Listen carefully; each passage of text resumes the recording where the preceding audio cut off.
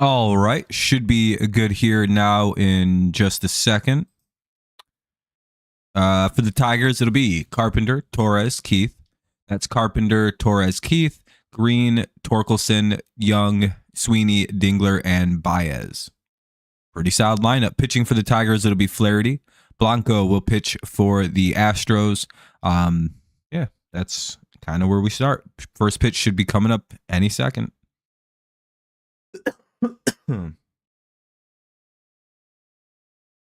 All right.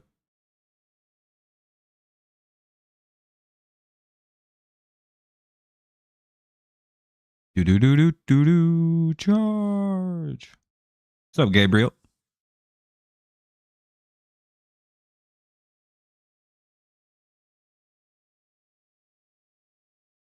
All right. Carp, Torres, and Keith. Called strike one to Carpenter. We're underway. Two of the better pitching teams in all of baseball going head to head, at least in the American League.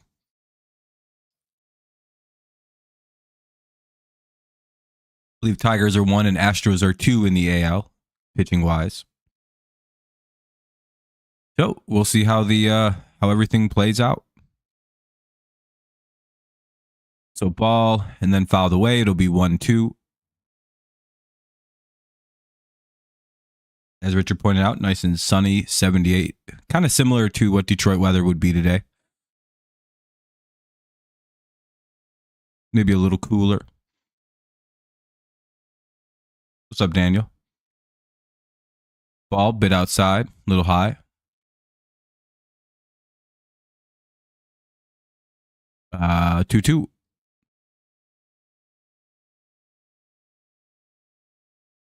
I don't know why he's a leadoff hitter all of a sudden. I don't think it works up there for him. 3-2. Feels like a lot of his power numbers have sort of trimmed right off since the move up. Don't know if I like it. I feel like Colt Keith also shouldn't be hitting in the 3-hole, but you know. 3-2.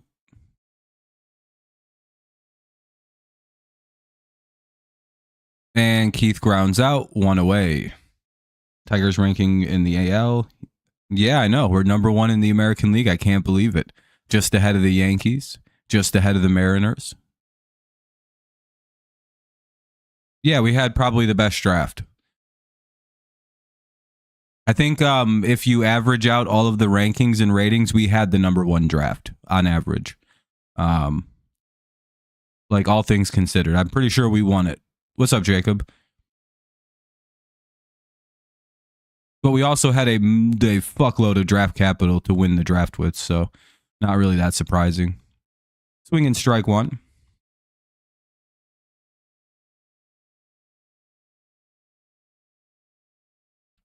No one ever likes the Lions drafts because everyone pays way too much attention to draft value and positional value. And they give no credence or respect to the fact that Brad Holmes has drafted like 2 bad players as a Lions GM. I mean, you know, I don't know. 2-1. I don't know if people should be able to criticize Brad Holmes' drafts until after the following season. Like, you really can't have an opinion on what Brad and the Lions did in the draft until January of 26. Because 9 times out of 10, everybody is extremely wrong about how the Lions drafted, with me being the only person going, no, they killed that draft. They got a bunch of really good players again.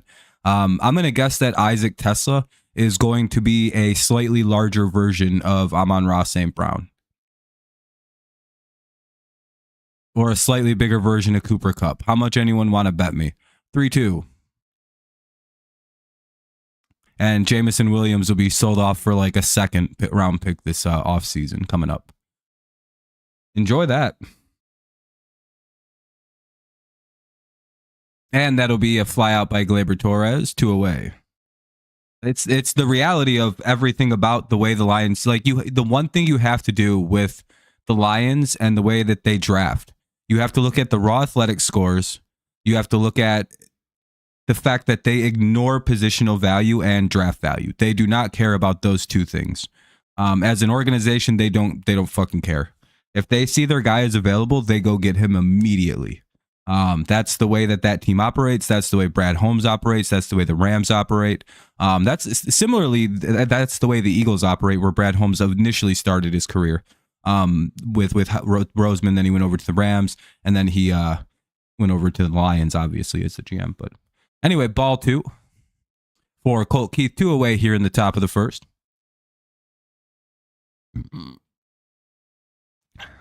It'll come out that the Lions had the best draft every year somehow. I'm sorry to say that, but somehow it'll come out that the Lions not only won the draft, they did so in an aggressive manner. They probably Tyleik Williams will probably be the next Milton Williams. Isaac Tesla is going to wind up being the next Amon-Ra. And then they drafted that guard that's going to be an all-time guard with Tate Ratledge. Then they went ahead and drafted that Ahmad guy who looks like the fucking Egyptian version of Aiden Hutchinson. Do you know that Ahmed has only played football in his life for 4 years? And he's that good already. This coming year will be his, I believe, 5th or 6th year playing organized football.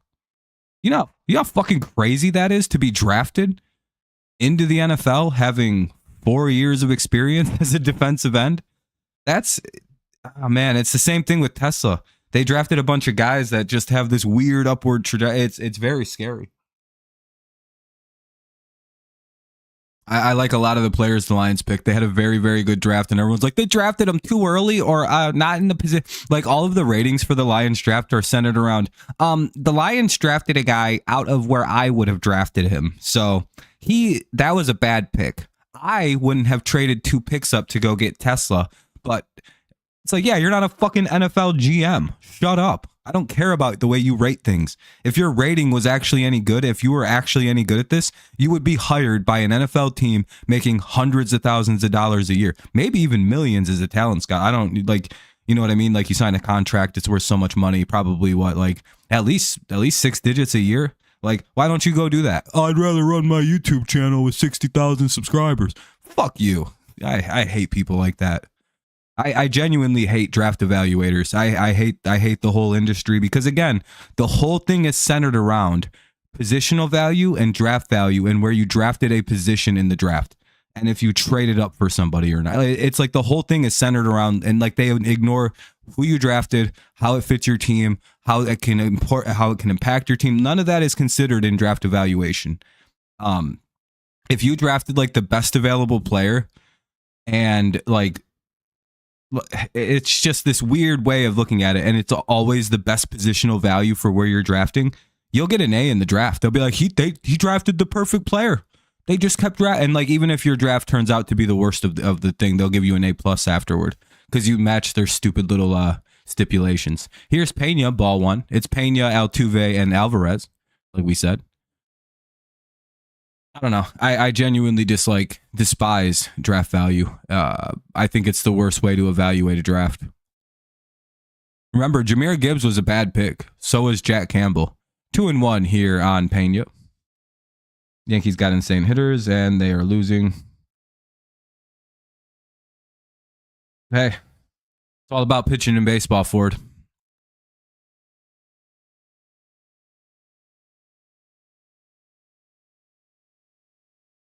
Somebody, who was it? Austin Jackson compared, he was on the 2012 Tigers team that lost to the Giants in the World Series.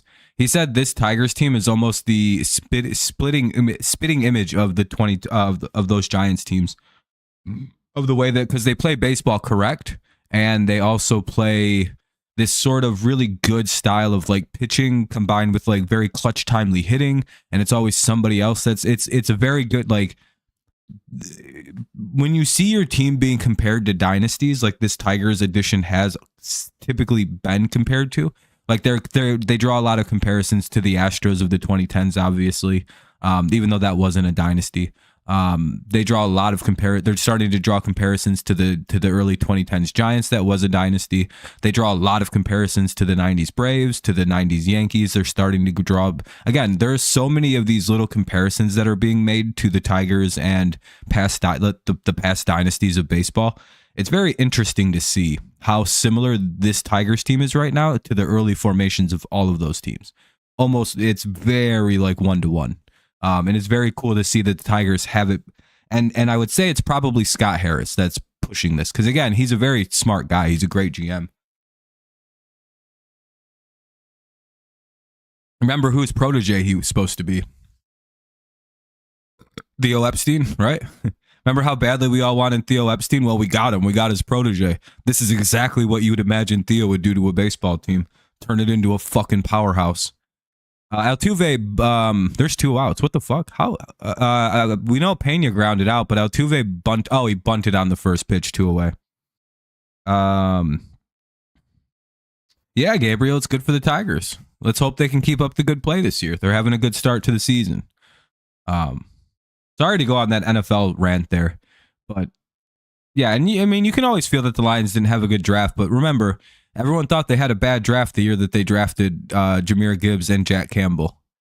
Who else did they draft that year that everyone hated? That's like one of our best players. There's a couple other guys in that draft where they're like, I'd rather not admit. But what's up, Kenny? How you doing? I'm doing good. What's up, Gibbs? Who else came in the Gibbs draft that everyone hated? Because that was a widely panned draft too. That was also an F. The Lions got an F this year in the draft rating. And what's up, Tom? And they got an F again this year. They get Fs every year, by the way. I don't think they've ever gotten an A in a draft in the Brad Holmes regime, is a fun fact. 0-1 here on Alvarez. Just remember that. And the Lions, Branch was 2 years ago. Oh, that might have been Branch. Actually, that one was like the only pick they got praised for, I believe, was Brian Branch. Like, there was no way you could pan that as a bad pick. That one's like the shocking one. I don't know, because drafts are not evaluated about who you took. It's about what position you took and where you took that position and how you got that pick. So if you gave up a lot to get a pick and you take somebody who's mocked or valued for a 4th or 5th round pick and you take them in the 3rd, like they did with Isaac Tesla, that the Lions failed the draft with that. Because of draft value, because of shit that has nothing literally to do with football. I promise, none of that shit has anything to do with football. It's the same logic of why Gibbs was an F- draft pick. Like some people like were so mad about the Gibbs thing, like they probably think that Holmes should have been fired for picking Gibbs at 12. And they also hated the Jack Campbell pick. They probably wanted him hung by a tree for those 2 picks, Paul, you know. Not to be too dramatic. They're like, get this dude out of town. He's ruining our draft. It's 2-2. Ooh, that was a ball in the dirt. Good thing there's no one on base, so it don't matter. I don't know. I hate draft value so much. It clouds so much good judgment. In the draft, we also got the number 2 and number 4 ranked guard, the most athletically rated wide receiver, and one of the most. Yeah, I know. People, it's. But again, it like Gibbs, you're 100% correct. The Lions killed this draft. But, oh, by the way, that'll be Altuve. Wait, what? Oh, okay. Altuve was safe at first, I guess. And then Altuve got caught stealing. Okay. That was weird. All right, so I guess there was an overturned call. So Altuve was safe on a bunt, but Altuve, I think, got a ball, tried to go to second. He got caught, though, by Dingler. Great throw. And then they get Alvarez. Now it's the end of the inning. Okay. Yeah, that was a great job. Dude, Dingler's going to steal Jake's job, except for literally Skubal and Mize. Greene, Torkelson, and Young. Greene, Torkelson, and Young do up here. But hey, we finally got a catcher who can also hit, so. Yeah, no, again, the Lions had a great draft. They should have gotten an A. However, the problem is they drafted players where some random fucking nerd said that was a bad pick, so the Lions get a bunch of poo-poo for it. That's it. The people who rate drafts decided that the Lions didn't pick players and positions in the spots that they should have, so they fail the draft like every year. Like them taking a running back at 12 and a linebacker at 18 or whatever they did, that failed that draft. Even though they got Brian Branch, it's like, I guess we'll give you like a D+. I don't know. You guys suck at this. You're not drafting to where we said, listen, dude, we work for NFL Network and ESPN, dude, and we also work for like Barstool and I don't PFF, and like you're not drafting to where we think people should be drafting. I know if our opinions were better, we'd be hired by NFL teams as scouts making 6 digits a year watching people play football. But we're not that talented. We don't know what the fuck we're talking about. We think that you're not supposed to take a running back anywhere in the first round for some reason, because I don't know why. We don't believe in anything that isn't a quarterback in round 1 or a wide receiver or an edge rusher. If you don't draft them 3 positions in round 1, kill yourself. You failed the draft. Sorry. Doesn't matter how much scouting you did on a guy who's 6'7" and runs a 4.1 40. Nope, don't take him. He's a defensive tackle. If you take him early, you just failed the whole draft because of the way I evaluate drafts in terms of my draft value. My very arbitrary things that I do as like this weird media guy. I fucking hate draft value. It's such a stupid thing. Yeah, Zadarius Smith's nephew is pretty good. Why Mize and Skubal? Skubal got a Cy Young with Jake Rogers. That's his personal catcher, and same with Mize. Mize and him are very close. Some pitchers like throwing to specific guys, and that's Jake Rogers. With Skubal, it's 100% understandable. No matter where Skubal goes, Jake Rogers will be on that team if he wants to catch. Like that's like a hard fact. The Cavaliers and Heat. What's the score in the Heat and Cavs game? You got sick for a week? Uh-oh. Sounds like you got the flu. Or you had the flu. 1-2 here on Riley Greene. It's Greene, Torkelson, and Young. Draft value's a scam. It's a lie made up by big conservative. Or big republicanism. I'll find a better word. I'll find something funnier. I'm bored of doing the liberal thing. It's not as funny as it used to be. It got old. So, you'd be like, I'll blame big liberal. But it's not as funny as it used to be. It doesn't work. It's old. I'm going to switch it up. Republicans are in charge now, so I gotta switch up the joke. It doesn't work when Republicans are in charge. Is it weird that no? Jake Rogers is awesome. He got our fucking guy Cy Young. 60-23. Jesus. Cavs are just. What are the Heat doing?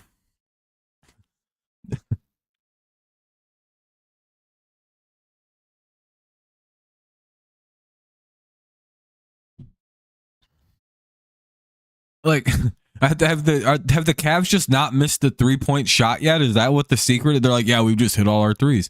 1-2 on Torque. Where's a 19 burger?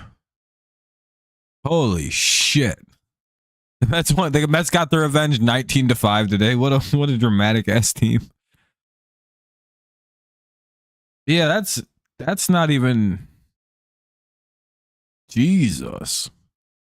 Yeah, that's like an ancient can of whoop ass. And down goes Torkelson. Here's Young. This is going to be a really fast game, I feel like, tonight. Heater 27. Are the fucking Cavs 95% from the field? Because again, I get that where the Heat are. But are the Cavs shooting that well? Or are the Heat just that bad? Holy shit, the Heat are just that bad.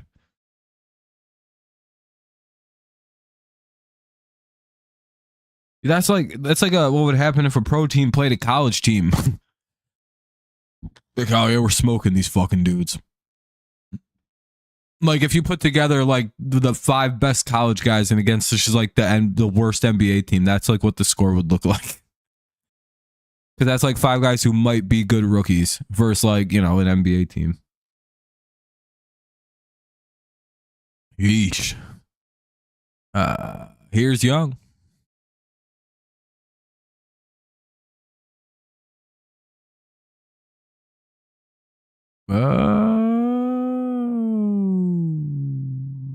Young's out. That'll end the inning. We'll head to the bottom of the second. The score is still knotted up at 0. Dude, the Mets were up like 7-1. Then they got shock beat 8-7. It was a very funny way for that game to end. And then they come out today and just murder the fucking Washington for daring to do what they did. 19-5. That's a hit piece or a hit job. Twins are, oh my God. Yeah, Twins season. Cleveland, what happened? They ain't got no pitching. I'm not sure what's happened, but it should be oh shit, it'll be Paredes, Walker, and Diaz due up here in the bottom of the second. Well.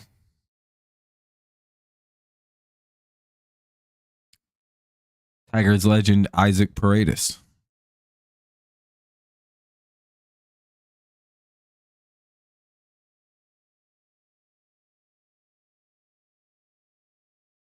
Athletics? No, they were way better this year. I predicted that. That was an easy one to call. The Astros being better this year, or the Athletics. No, as soon as they got what they wanted, which was leaving Oakland, they were going to become a better baseball team. To them, it was all about, we just got to get better at, as soon as we get rid of the fucking bullshit ass being on this team. It's storming by you, Kenny? It's supposed to storm at some point by me tonight. But no, they put together they traded everybody in Oakland. And then they got a whole bunch of really good young players. And then as soon as they popped over to Sacramento, they're like, now we got all these good players. What's up?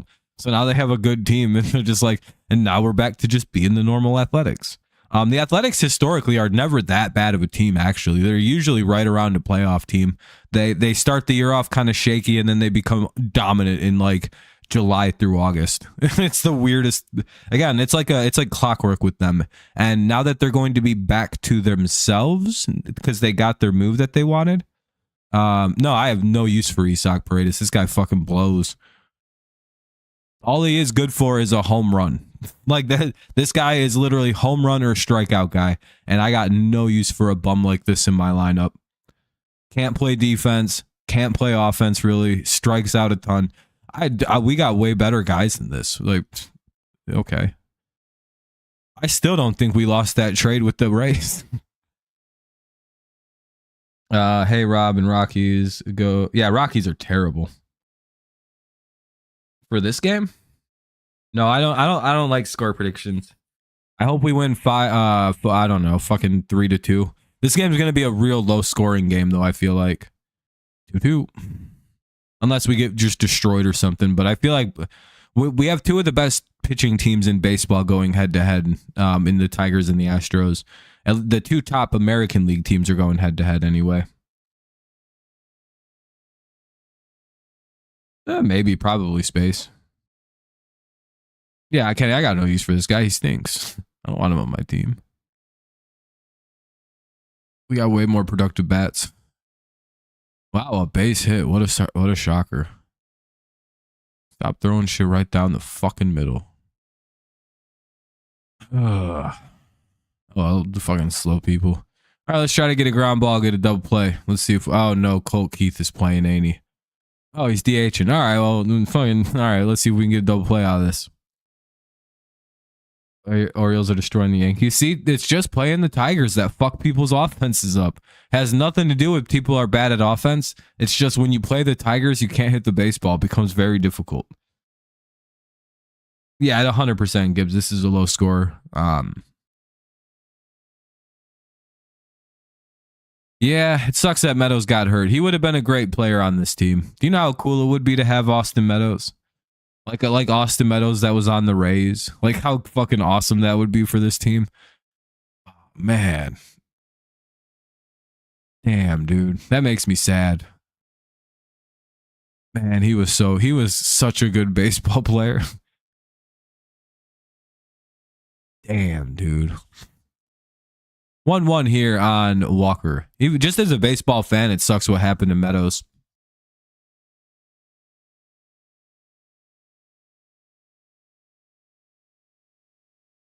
He had future MVP of the league written all over him. Like he probably at some point would have won an MVP. Like he's a very talented guy. He was getting there and he was getting votes in his days in Pittsburgh and shit. For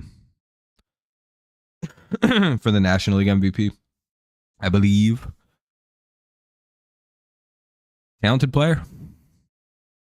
Just got weird anxiety and vertigo problem. Where his playing anxiety came from the worry about getting vertigo, and the vertigo caused him anxiety when he was like the panic of getting like vertigo fucked him up to the point where he couldn't play because if he got vertigo, it caused anxiety, and like the whole thing was just this fucking feedback loop where he literally could not play because of how bad the vertigo got. They might have turned 2. Hell yeah, double play. Christian Walker grounds into 2. Now up is Diaz, the catcher, with 2 away. The one good thing about playing the Astros, they got like 2 guys who can run the bases. The rest of them are slow as fucking shit. It's like our lineup back in the day. If they hit this shit on the ground, you're probably going to be able to turn 2. Even if we had Colt Keith out there, I'm pretty sure we turned 2 right there. Your Blue Jays got swept by New York Yankees in game 2 of a doubleheader at Yankee Stadium. Yeah, that's tough. Losing both in a doubleheader can be tough. Hopefully you guys can get back on the win train soon. Hell yeah, Walker's my GOAT. Faces like that fucking loser. Oh, he's a Diamondback legend, isn't he? Yankees face Gibson tomorrow. Hopefully you guys win, Lore. Hopefully you guys win. I hope you guys blow the Yankees out because it makes our pitching look way better. I feel bad for Blue Jays fans. I don't know what you guys are gonna do. You're in like a weird spot where you probably should have traded Vlad, but then you paid him all that money. So now it's like, well, I suppose. 2-2. Oh yeah, Arminian. It'll be hard though.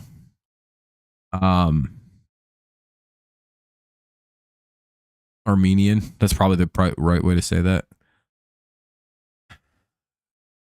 Gregor Blanco is a really good pitcher. His first name is Gregor, right? That's oh god, dude, I hate when there's more than one guy with the last name in baseball. Blanco, the pitcher for the Astros, his last name is Blanco. It's is his first name Gregor by any shot?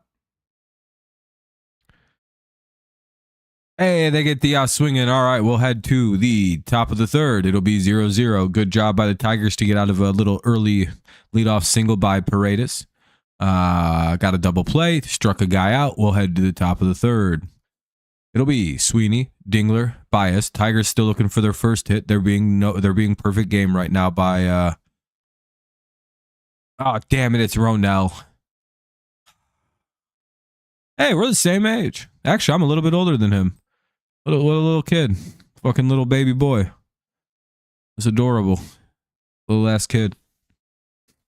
I'm barely 2 months older than this guy. I'm like 2 months and 3 days older than this guy. I'm like, look at this little fella. Little guy still playing pro baseball. That's cute. Living out his dream. Gotta love when kids do things, you know? Makes you feel good about yourself. You're like, that's what I put in all that stress for, to help the kids out.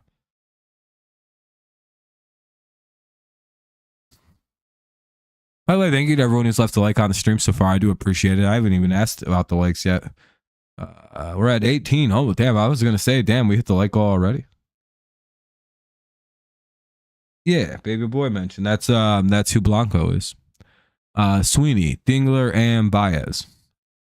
I'm going to say Baez bombed this inning. Baez is hitting 301 with a 716 average. If he has a good game today and they don't play him tomorrow, there's a good shot he ends this month with fucking 30 homers. Or with a 300 average. It's like, wait, how many home runs does Javi hit? Like, yeah, he's up around like 28, 27.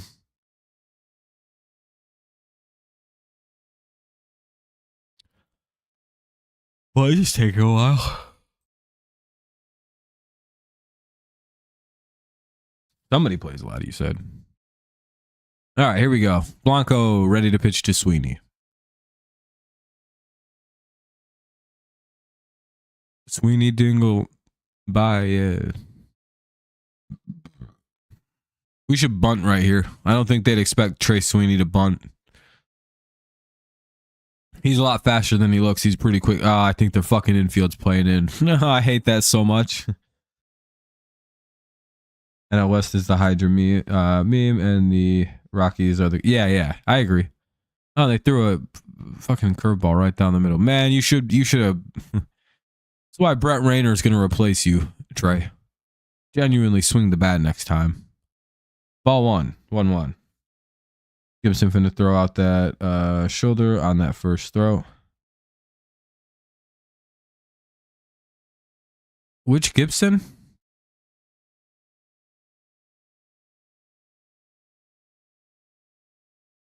Your Blue Jays play Boston Red Sox tomorrow night in Toronto. Okay. Well, good luck in the series. Hopefully you guys win. 2-1.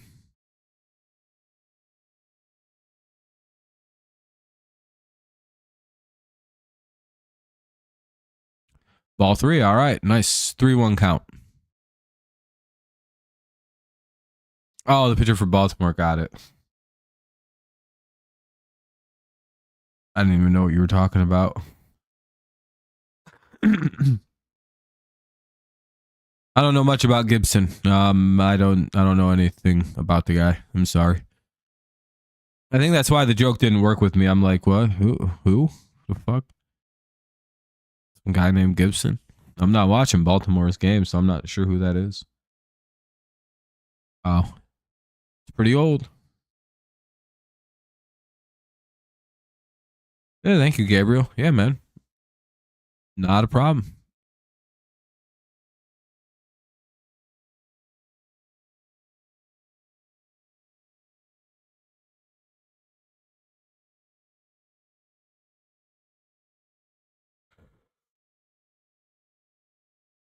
Sorry. Oh, you thought he was saying his name because the Gibson? It does look like Gibson top, which is a hilarious thing. Trey Sweeney will walk, so nice job. We got the leadoff man up, broke up the perfect game. Time to break up the no-hitter with the home run. Break up the no-hitter, break up the shutout, break up the lead. All of it over one swing by Mr. Dingman. Yeah, we know what it says. Yeah. Kyle Gibson, he used to play with the Twins. Oh, okay. Well, that's interesting. Let freedom ring. Call it strike one.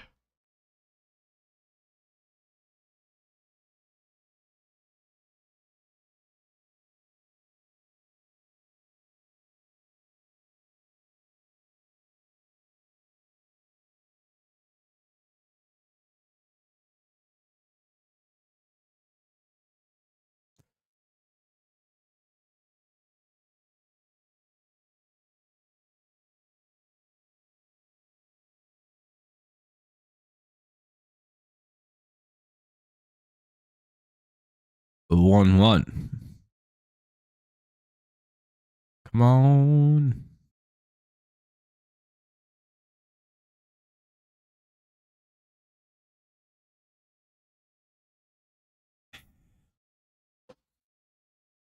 I hate when things start taking a while. Swinging strike 2. 1-2. Oh, shit. Yankees trying to come back.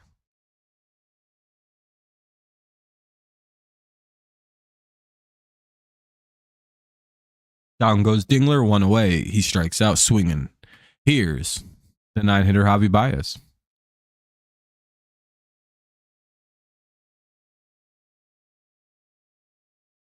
Nice. Gabriel, I hope you like being from Canada. It seems like a nice place. I appreciate you watching, man. Thank you for the kind words. Good looking out, my friend. Hope you're doing well. And thanks again for all the supporting and all that. Appreciate you.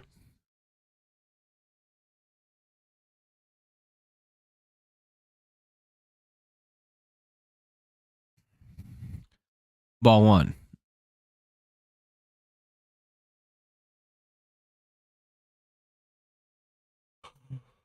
Oh shit! Excuse me.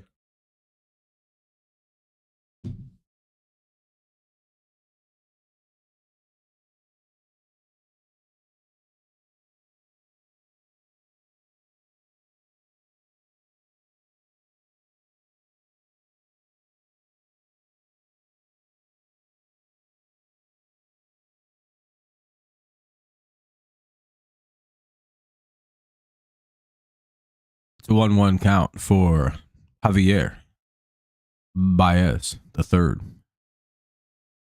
Oh, I should have made his name way longer before I did that. Fouled away. It's 1-2. Canada's a nice place. Nice. I'm glad to hear. But I've heard there's no place. No Canada. Oh yeah. I heard there's no Canada like French Canada. Is that true or false?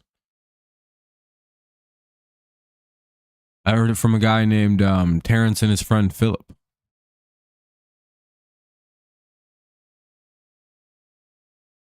2-2. Actually, wait.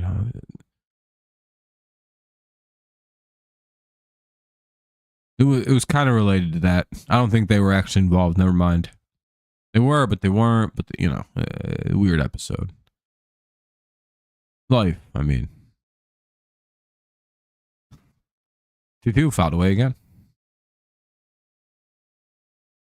Yeah, I figured you guys all speak French up there because, like, a good chunk of your country's French.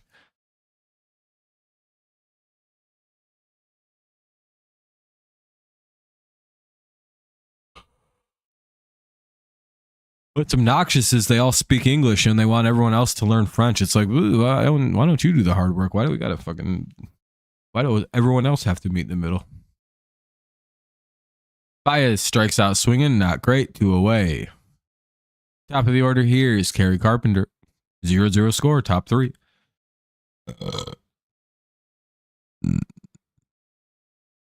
Burp.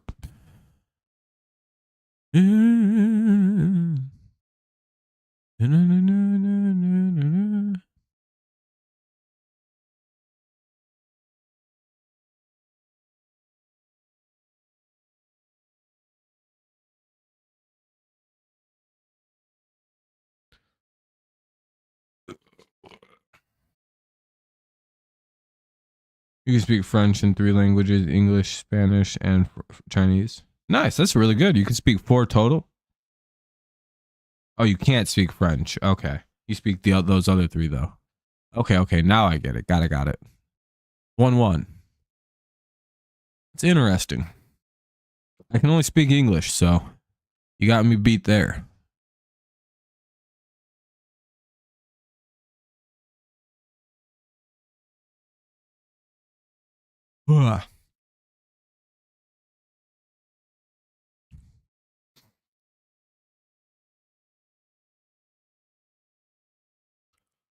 Thought away to remain 1-2.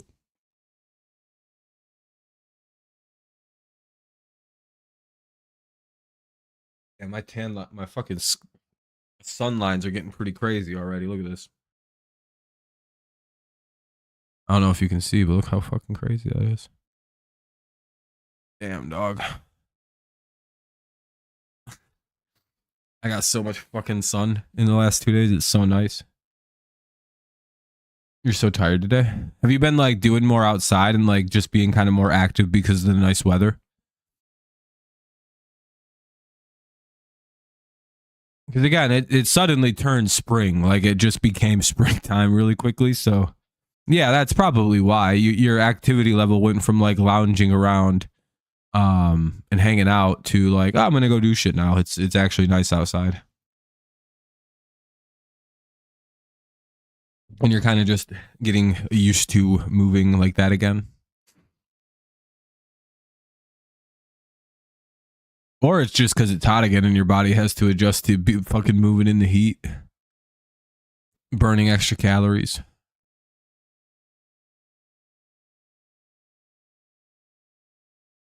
Three, two. Little battle here between Carpenter and Blanco.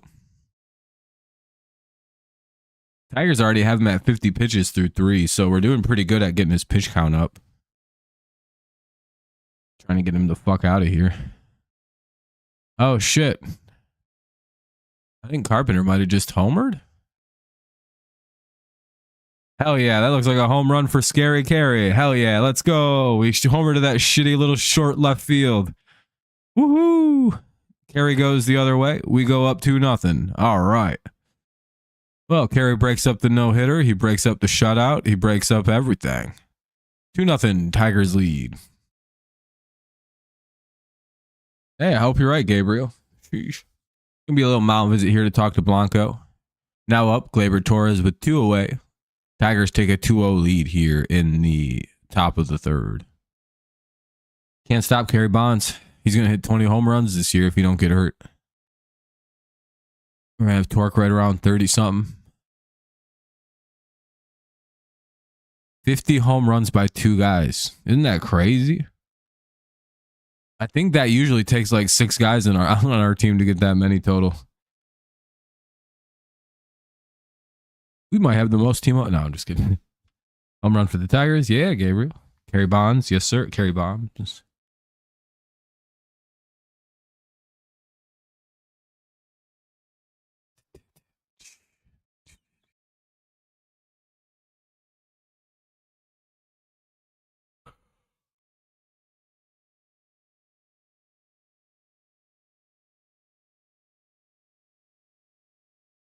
I wish I could, Mario.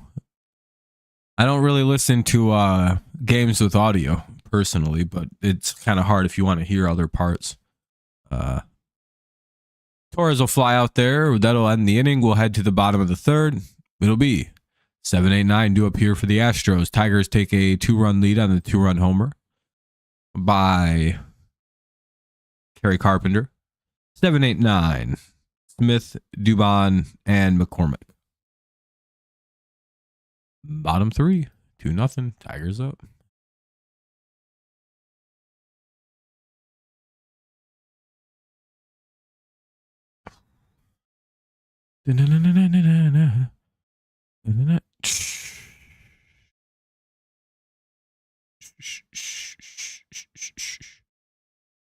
I'm also tired, but I fucking keep waking up early and staying awake because I'm like, ooh, I'm on summer now. I'm just like hanging out and shit because I'm like, I want to get up and just hang out, have a nice quiet morning.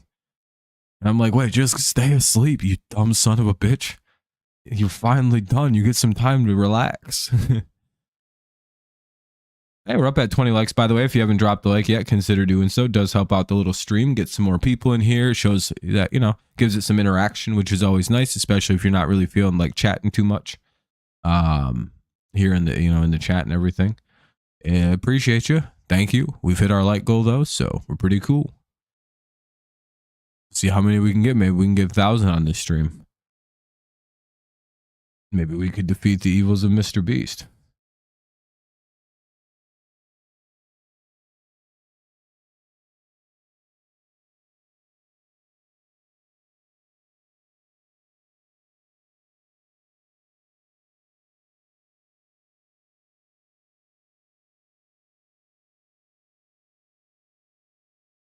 You were born in 2007 and your mom from Uruguay and your dad's from Peru. Nice.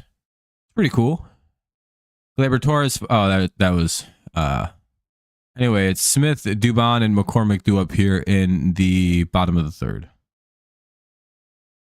So you have your Latin American. Hispanic.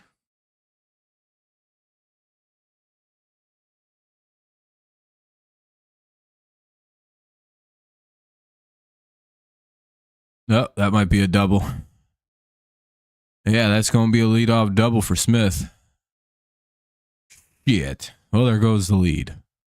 Here's Dubon. Eric the Dubon condiment fortune.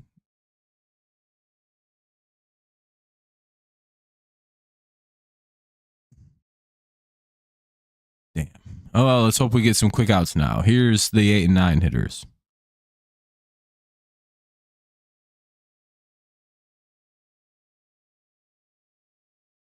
Oh, there you go. And it went right to the fielder. Runner had to hold at second.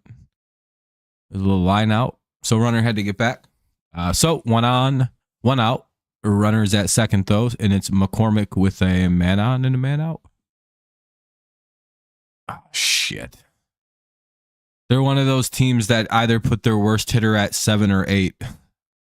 See, this is a very interesting Rand lineup, and it's very funny to see it done this way.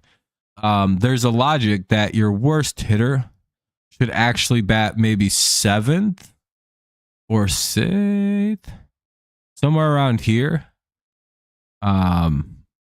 While your 9 hitter maybe isn't the worst hitter in your lineup, simply for the fact that if there's like a weird number of times where your 9 hitter will like statistically lead off an inning, or they'll bat second, or they'll be like, they could be the guy that sets the tone for what is typically your best part of your lineup, your 1 through 4 hitter.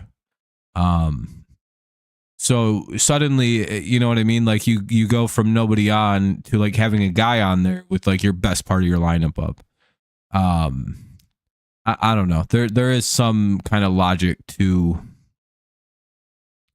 constructing your lineup with a pretty consistent hitter at the bottom, even though over the season you'll probably sacrifice like 20 at bats for that guy. Because you do get less at bats overall, like during the course of a season if you bat 9. It's just kind of like statistics work out that way. Compared to someone who bats like 5 or 6. Like 5, or a hitter like that. Like McCormick should be batting somewhere in the middle of the lineup, if not like at the middle third. So he's giving up quite a few at bats to hit there. However, there is a gain to it into some, I don't know, 1-2 count, because they get like the elevated average and OPS, because again they don't get as many plate appearances because they're batting last. Say everyone on your team only gets to bat 4 times and you get walked like once, you only get 3 at bats registered that game, really. Or if everyone only bats like 3 times because you're getting mowed down and like 2 guys bat 4 times, it's like, damn it.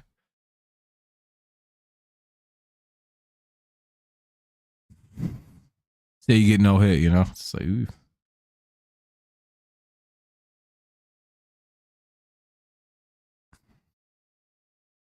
Nice, Gabriel.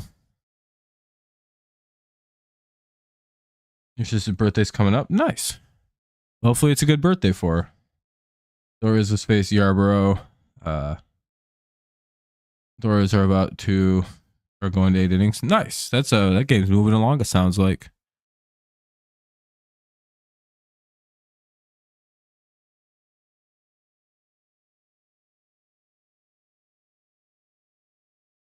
And McCormick goes down swinging 2 away. All right, are the Tigers going to pitch themselves out of this?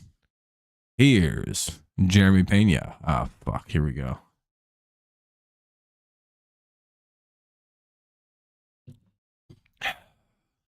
Let's see if we can strand a leadoff double here and protect our 2-0 lead into the 4th.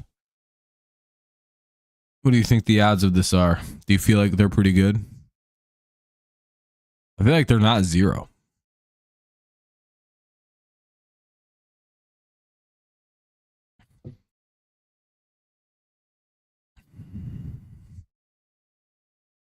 Ball 1. Oh, okay. Never mind. It was a swing and strike on the first one. Then it was a ball. So now it's 1-1.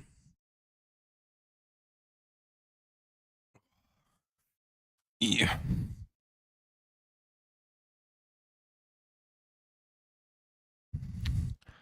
Bum, bum, bum, bum. 2-0 or 2-1.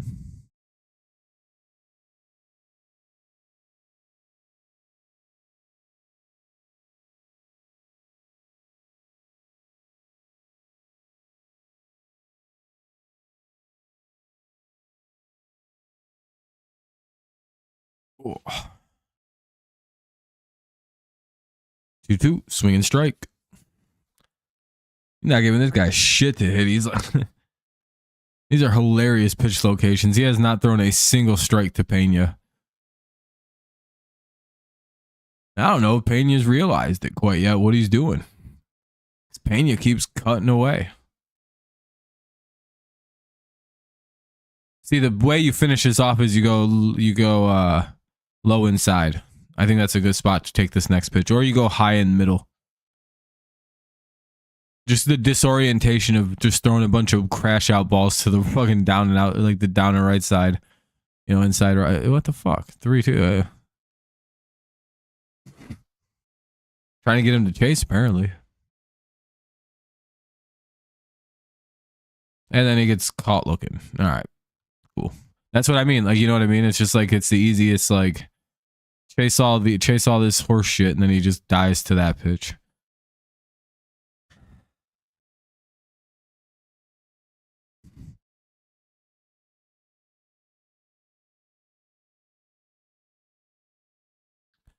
Greene and Torkelson do up here in the top of the fourth. Game's moving along pretty nice. Do do do do do do do do.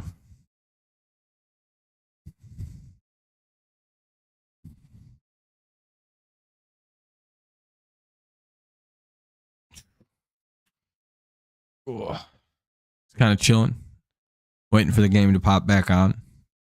Hopefully we can add a couple more runs, keep this thing going a little bit. Get a little distance for the pitchers.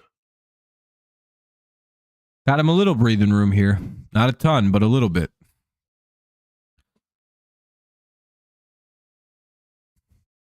Blanco will most likely be back to work here in the top of the fourth.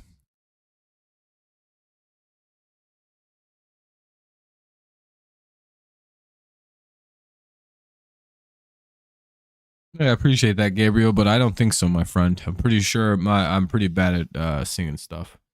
Very tone deaf.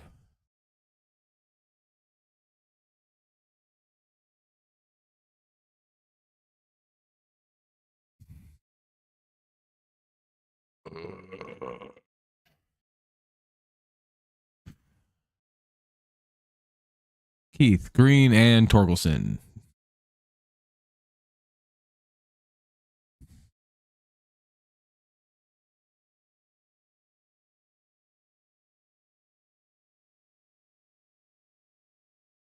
Nice, Gabriel. That's awesome, man.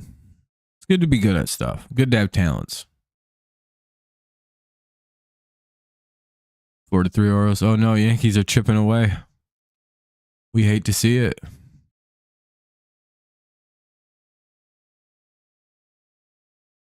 Called strike 2. It's 0-2 now on Keith. All right, be right back. I'm going to go get some more pop while the game's on here real fast. Very thirsty. See what happens with Keith AB. No, just kidding. Be right back.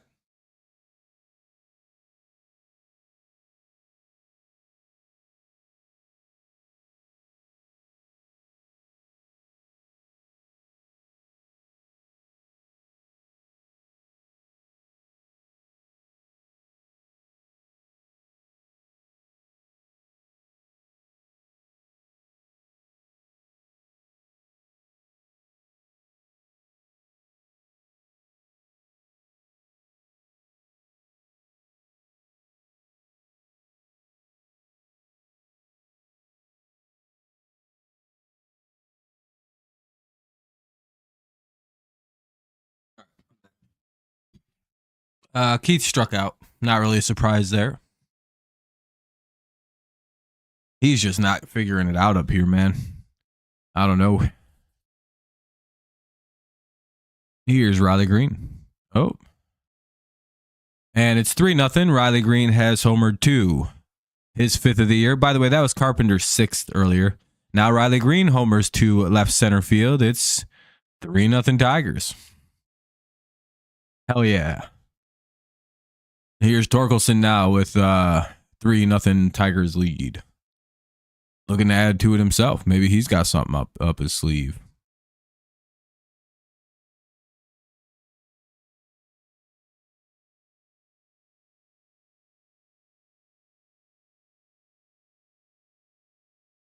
Is Gregory Soto? Oh yeah, Soto can be a little bit of a heart attack guy. Called strike 1 to Torque. Hell yeah, Gabriel.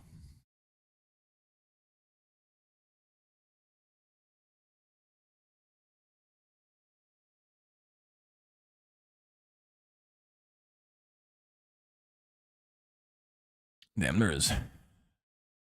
If you haven't left a like yet, consider doing so, which is pretty much everybody here. Hopefully you drop one, help the stream out, get some people in here, interact with the stream in some way. Torkelson strikes out. His bad day for him. 2 down now. Here's Jace Young. Would be nice to see some people come to life. Maybe leave a little like, especially if you're not chatting, which is pretty much all 43 of you otherwise. All right, here's Young, though. It's 2-0. We're in the top half of the fourth.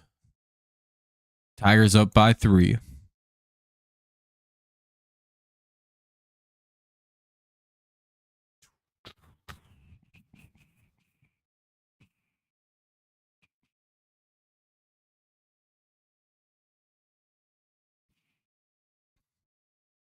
Rio looks like he's not wanting to pitch to a lefty right now.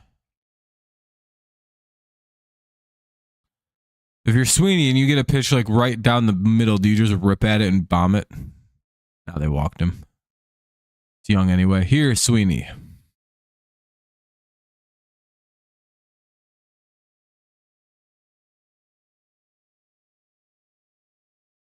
With me, Soto got Dominguez. That's good.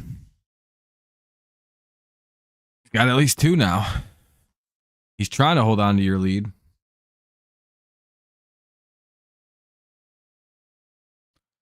Are they pulling Blanco?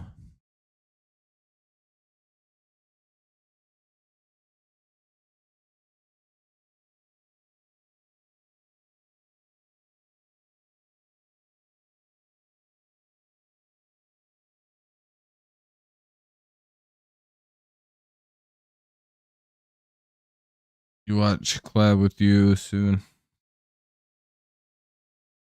Yeah, I don't really do like collabs with a lot. I'm not really a big collab person on YouTube. I'll think about it though. I won't swear to it because I don't really like to do that very much.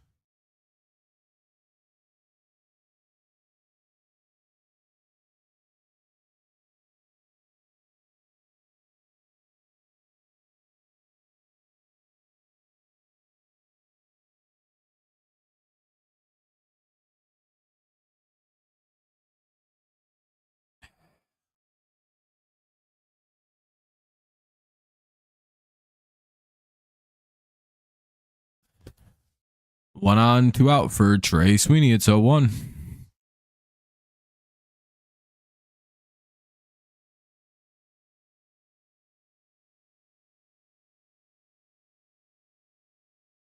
I don't know. Maybe. I'm not sure how Amir's doing his stream tonight. If he has someone on, that's not at all how I do it. No. Some people are good at duo streaming. I'm not very good at it. I like to just stream all by myself. 2-1.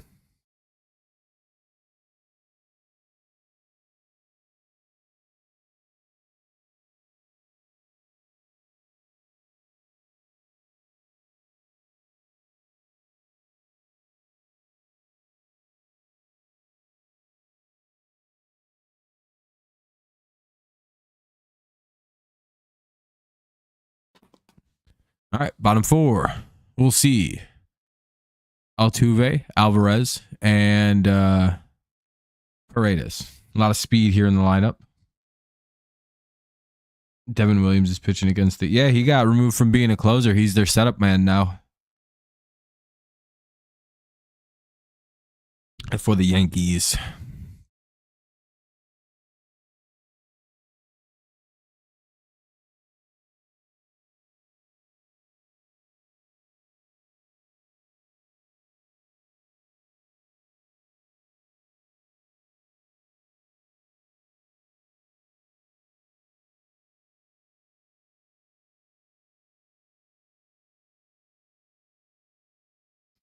What's up, Michael?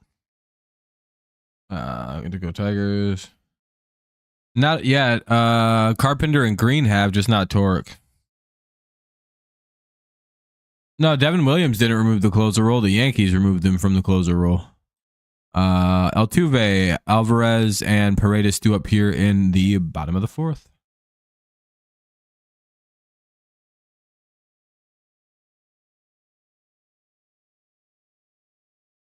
For sure, Laura. For sure.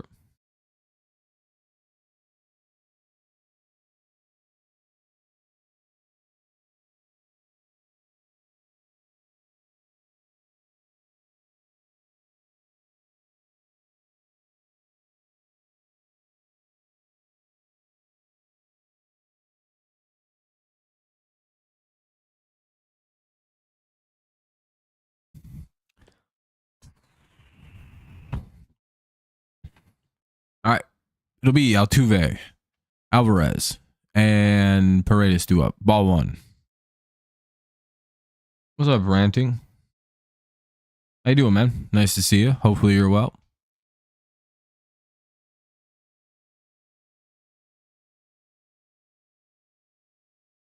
What's up, Neil?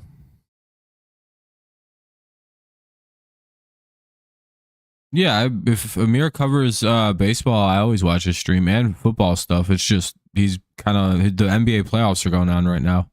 I don't watch basketball, so I don't tune into the basketball streams.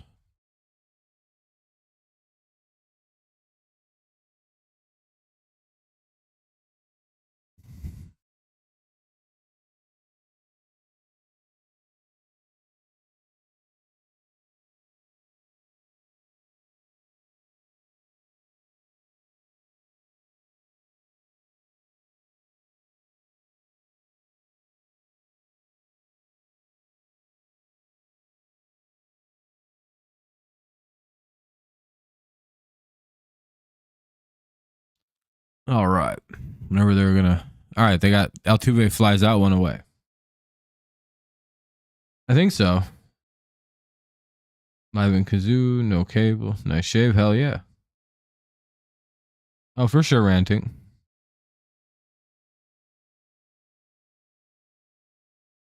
Yeah, if you go to the tvApp.to, you can always watch the Tigers that way too. It's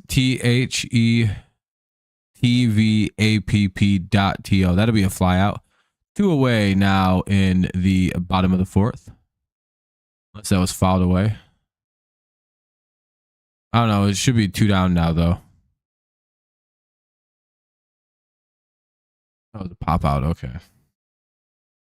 Riley Greene hit a 2-run or a solo shot.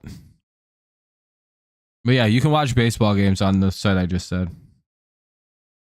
Man, this Tigers team is fun to watch. Most of the team came through the system. Love this team. Hell yeah, Dennis. And we built the team the correct way, in the way that Illich and Harris wanted to, through the minor leagues, through prospect development.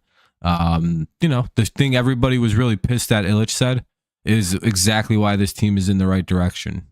Illich's plan for the Tigers has worked out almost exactly like he said it should.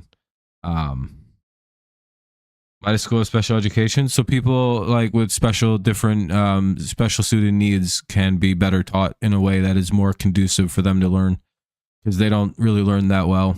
Certain people in like the traditional classroom setting, and they have like different things that they need help with, and it's just too much for a normal teacher to like help with. I don't know. Probably why. I'm sorry, Otto. Tigers are a tough team to bet money on or against.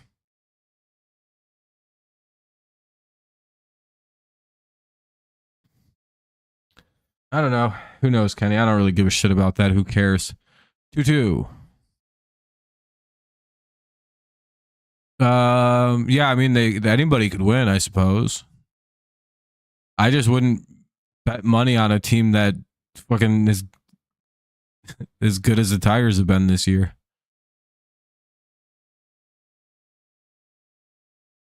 I don't know. Tigers are a hard team, I think, to bet because their offense can either be like the greatest in the league or like at least consistent, and they walk Paredes. Or it could be like, again, it could be like among the offense can be some of the worst in baseball or pretty good. However, they do have some of the best pitching too, so there is that like tension there. God, I hate people with that mindset. Like, why doesn't baseball put all our games on ESPN? TheTVApp.to. The TV app.to. What? I don't fucking know, Gabriel. I don't really care. I don't know, Gabriel. Why are you asking me about this in a fucking baseball stream? It's annoying. I don't know. Sure, I guess. They should graduate at 1 million. I don't care. It has nothing to do with anything I think about or know about. I don't know. Sure, dude. They can graduate at 1 million. I genuinely don't give a fuck. If you want to go talk about like special needs stuff, go to a different stream. This isn't the stream to talk about that. This isn't Dirty Rob Talks fucking special needs. I'll just start banning people. I don't really give a fuck.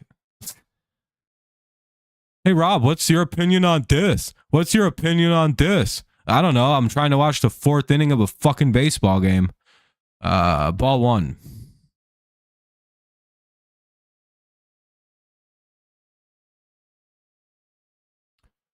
One. Jesus Christ. Fucking retards, dude. 1-2. Just want to watch baseball.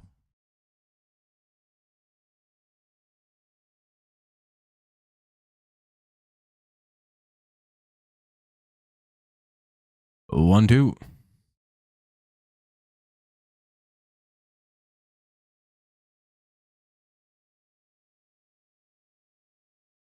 Dude's bitching after I just gave him a way to watch the game for free. It's fucking unbelievable. 1-2.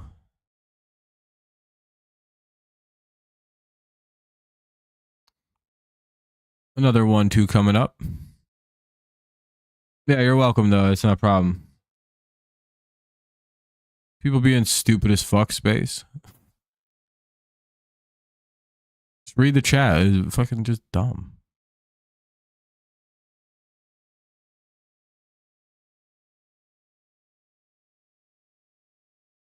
You're good. You don't gotta say sorry, man. Just I have no idea what the hell you were talking to me about. 2-2. Just don't. I have no idea. Just talk about the thing that's happening in the stream. You don't need to talk about 4,000 other things. Holy shit, dude. I don't need to hear about your life. That's all. I'm just trying to watch baseball. That's why I usually ban fucking retards. 3-2. Great. Now Flaherty can't pitch.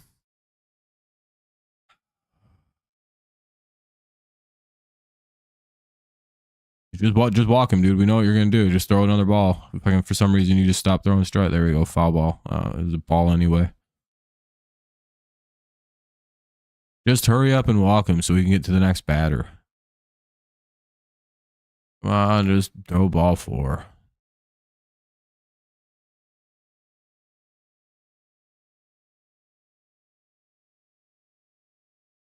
Ugh.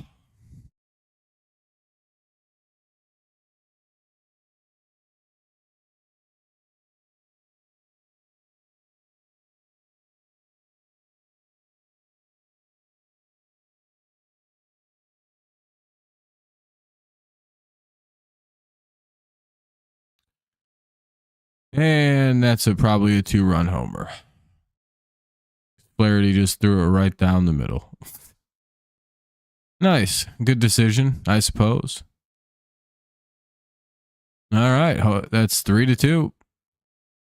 Flaherty selling. This is punishment for all the people that were talking nonsense. This inning could have been over, but you guys got me all distracted about some horse shit. Thinking the game's over. Losing your focus because we're up 3 runs. That's terrible.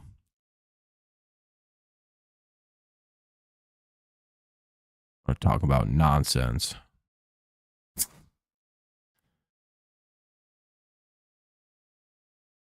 No, why couldn't you do that before you fucking shit Jack Flaherty? Well, I hope his control gets a little bit better as we get going here in the season. I know he didn't pitch much in spring, so it is what it is. But I hope he kind of gets his control going soon, because if he had better control, that inning probably ends 3-0. But they get 2 on a 2-run shot by Christian Walker. It'll be Dingler, Baez, and Carpenter due up in the top of the 5th. 8-9-1 Dingler, Baez, Carp. So good shot to get a couple runs. Maybe we go get the run back. It's not a big deal. Top 5. Yeah, sorry to snap at people, by the way. It's just it just felt like a slew of just nonsense going on.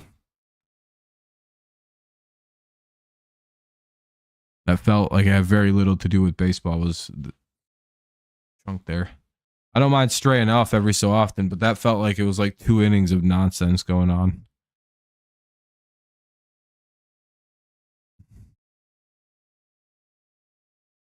I don't really mind it because it felt like all we did was miss the Astros last 2 innings, and now they have 2 runs though, which is not great, but I'm going to go rip a dart a few times. I'll be right back. Plenty of time for everyone to chill out in here and stuff. I'll be back in 2 seconds.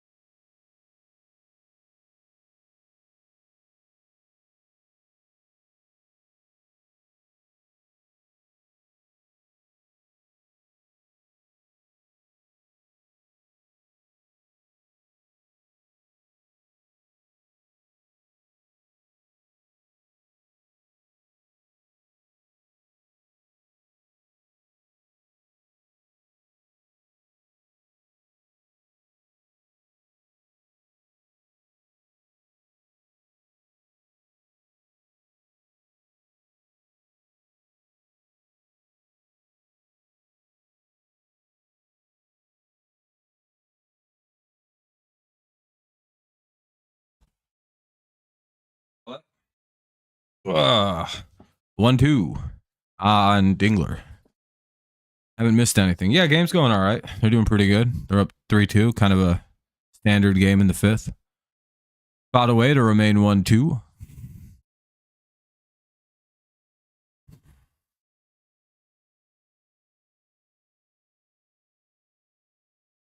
We'll see what occurs.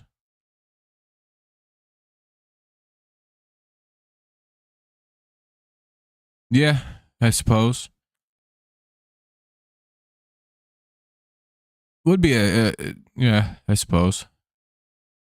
1-2.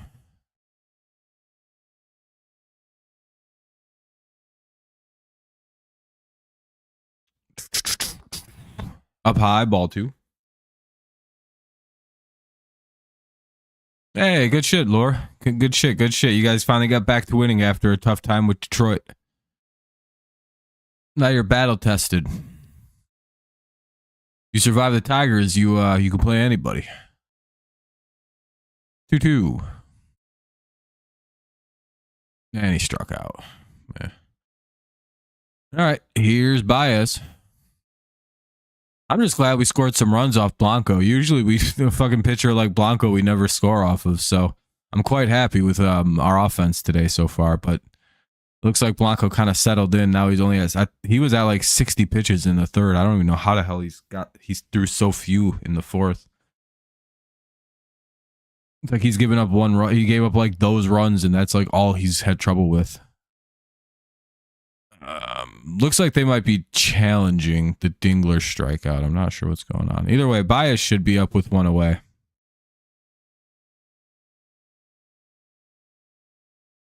Two more games with the Yankees, then Royals at home. Nice.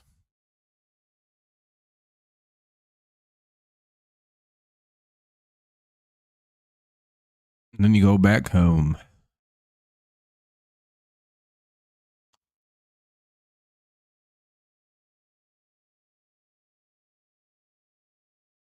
Hey, when it freezes. So 2 on Baez now after a foul ball. Let's see what Baez does. Maybe pick up a hit. Little blast. Little flip into the outfield. Take advantage of that short left field and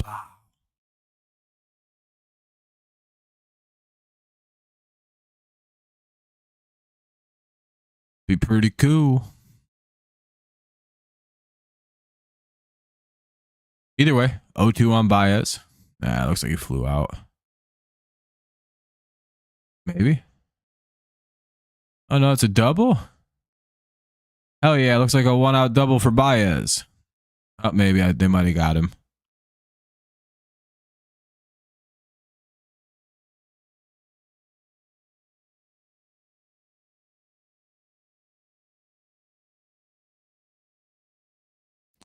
Baez might have ran himself out.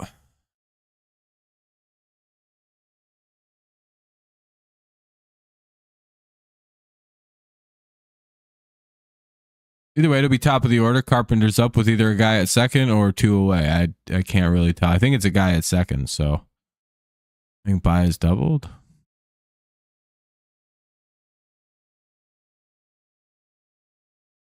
Yeah, runner at second, 1 away. Looks like Baez hit a double. That's pretty good.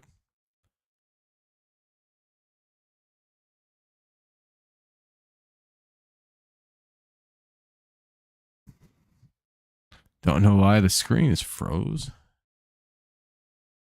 I can hate this thing.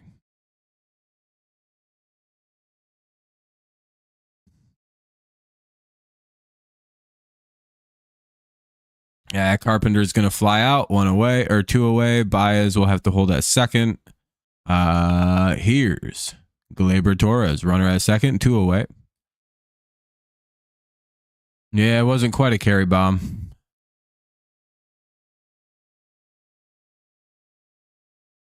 But it is what it is. And that shit just froze on Baez. It's like, I guess this is who's batting for the rest of the game. 1-1. No, never mind. I don't know what that is.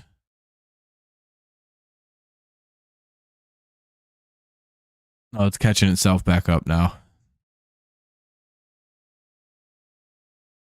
Well, let's see if Torres can knock him home. Bloop single really is all we need. Any kind of contact. Any old contact will do. Oh, now they caught up to the Torres at bat. That's good. I don't know what kind of fucking count he's in. Could be any of them. Could be 1-0, 2-0, 2-2, 2-3. Well, not 2-3 to get, inning probably over. What's up, Jake?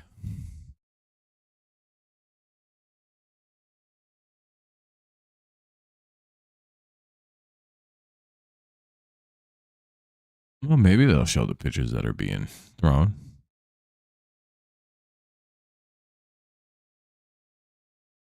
And that'll be an out. All right. Well, we'll head to the bottom of the 5th. The score will remain 3-2. Tigers get a guy on, but they don't really do anything with it. And we'll head to the bottom of the 5th.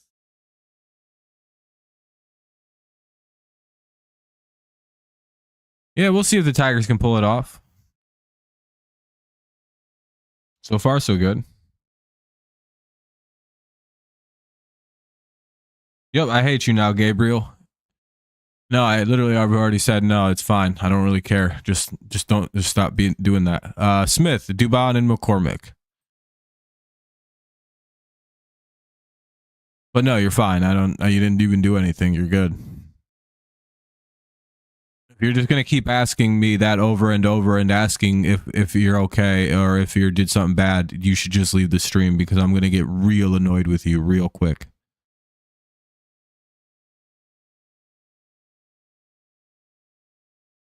Tigers. Dog, I just said I was fucking kidding. Oh my god, dude. Fucking leave. Just leave. You shouldn't watch my channel. I'll see you in 30 minutes. You're very annoying, Gabriel. You should just stop like doing this weird like sympathy thing where you're trying to make people feel bad for you because it just annoys the fuck out of me. I said you were good. You're good. If you're gonna keep trying to be like, well, what did I do? Why am I in trouble? I don't care. I just fucking leave. Don't watch my channel anymore, please. I hate dealing with people like that. You nothing will make me more angry than some fucking self-loathing shit like that. I said already now 5 times, you're good, dude. You're totally good. Nothing to worry about. If you come back and ask about why you got kicked out, I'll ban you from the channel. I'll give you one warning when you get back. I'm so sick of fucking people like shit. I hate that behavior. Like, that's worse than being annoying. Like, whatever about being annoying, I'll just yell at you. I'll get rid of you if you start doing that shit. 1-1. I break up with girls for doing that. Oh, I feel like I'm fat. Yeah, I'm done with this relationship. Ugh. God, I hate that shit. Anyway, it's 1-1 on Smith. Everybody hates me. Yep, they do. 2-2.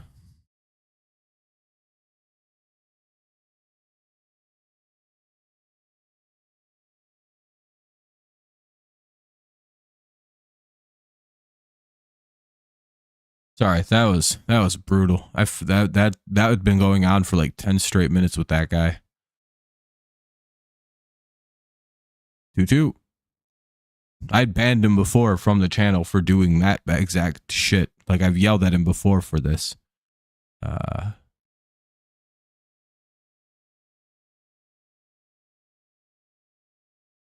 And Smith grounds out, 1 away. Oh. Dubon up, 1 out.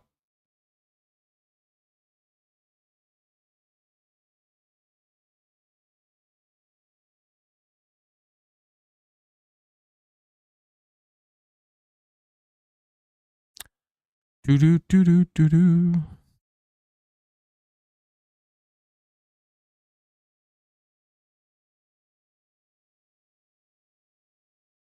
It's too much. Like, literally, it's even fine to be annoying like he was. I don't care. I was just yelling at him.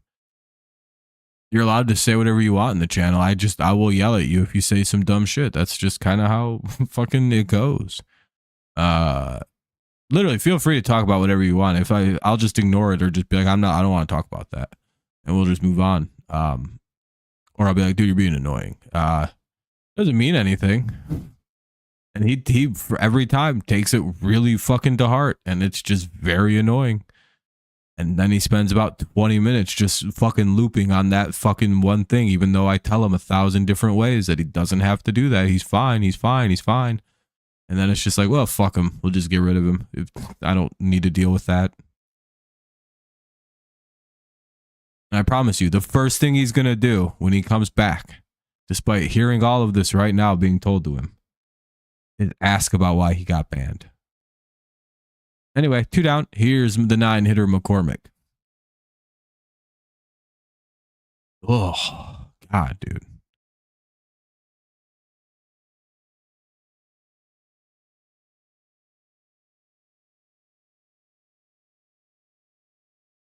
No, that's not even that. No, I don't even care about scoreboard stuff. I just fuck with people on that. That's just a pet peeve. Like, I genuinely hate when people behave in the way he was. Like, I genuinely think less of people who like do that weird thing where they're like, nobody likes me. Everyone's mad at me. I hate that shit. Like, I genuinely, he went 2 for 5. He hit 400 today. Sounds like he owned Batista.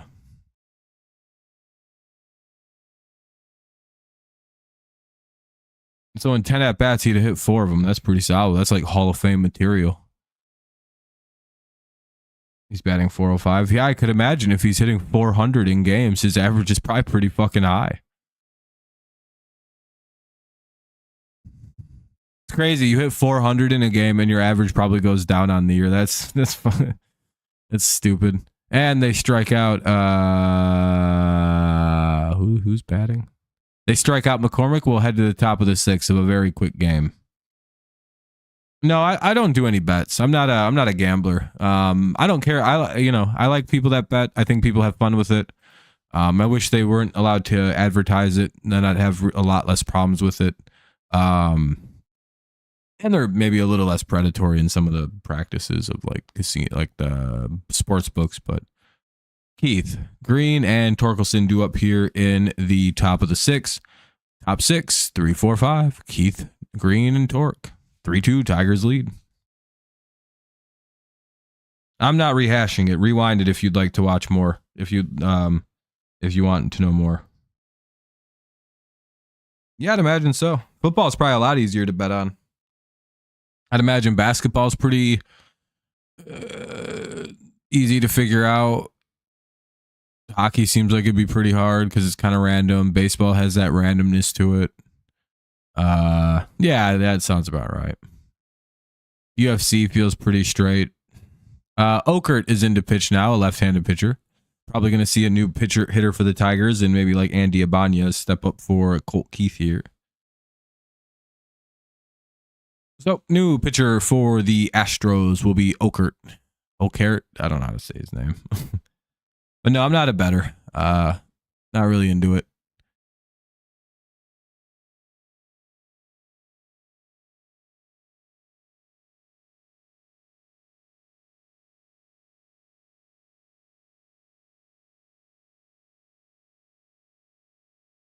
Yeah, I always say people say that about football, but there's no evidence.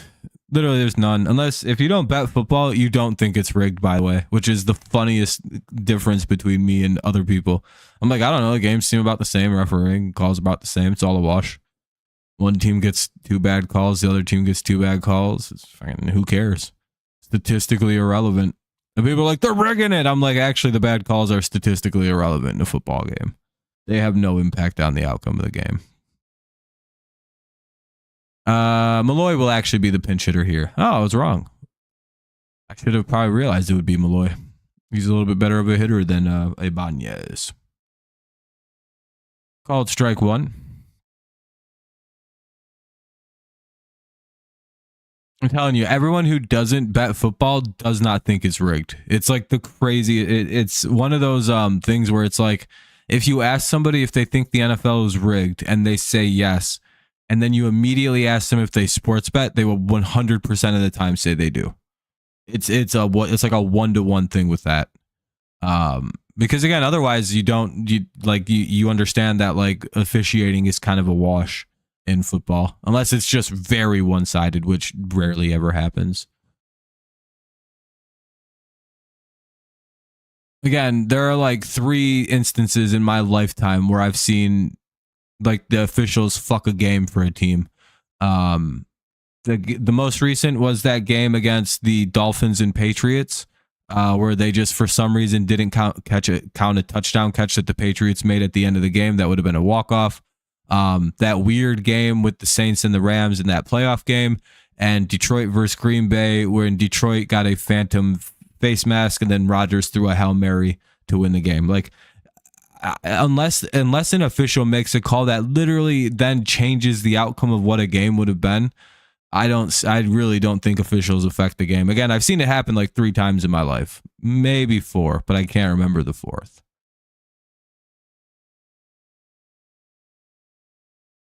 The Tigers. I'm a Tigers fan. I don't think it's rigged, but I do think that refs do have sometimes influence. No, it doesn't. They don't. The Minnesota Miracle. You mean the one where the guy forgot how to tackle and like just like jumped behind a guy's back for some reason? That Minnesota Miracle where the whole fucking Saints team forgot how to tackle Stephon Diggs? Yeah, that one. Yeah, that. I don't know. Are you saying that they were told to do that for the Vikings to then lose in the very next playoff game? That doesn't make any sense. You wouldn't rig it. Like, you wouldn't rig it for just one. Like, you wouldn't give Minnesota that moment for them to be immediately eliminated the following week in the playoffs. I think in blowout fashion, right? Didn't they get boat raced the next round? 1-1 here with 2 away for Torque.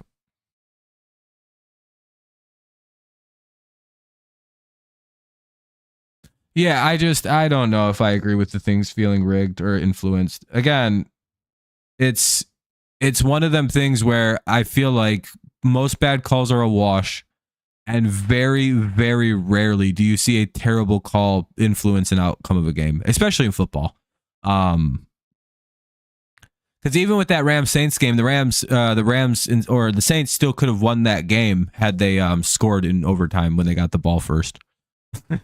Or like, stop them from scoring. They were allowed to do that. Like, legally, they were allowed to stop the Rams from scoring in overtime immediately when they got the football. They didn't have to give up a touchdown in overtime, but I actually do understand the argument that it shouldn't have gone that far. Pena, Altuve, Alvarez. Also, if the league was rigged,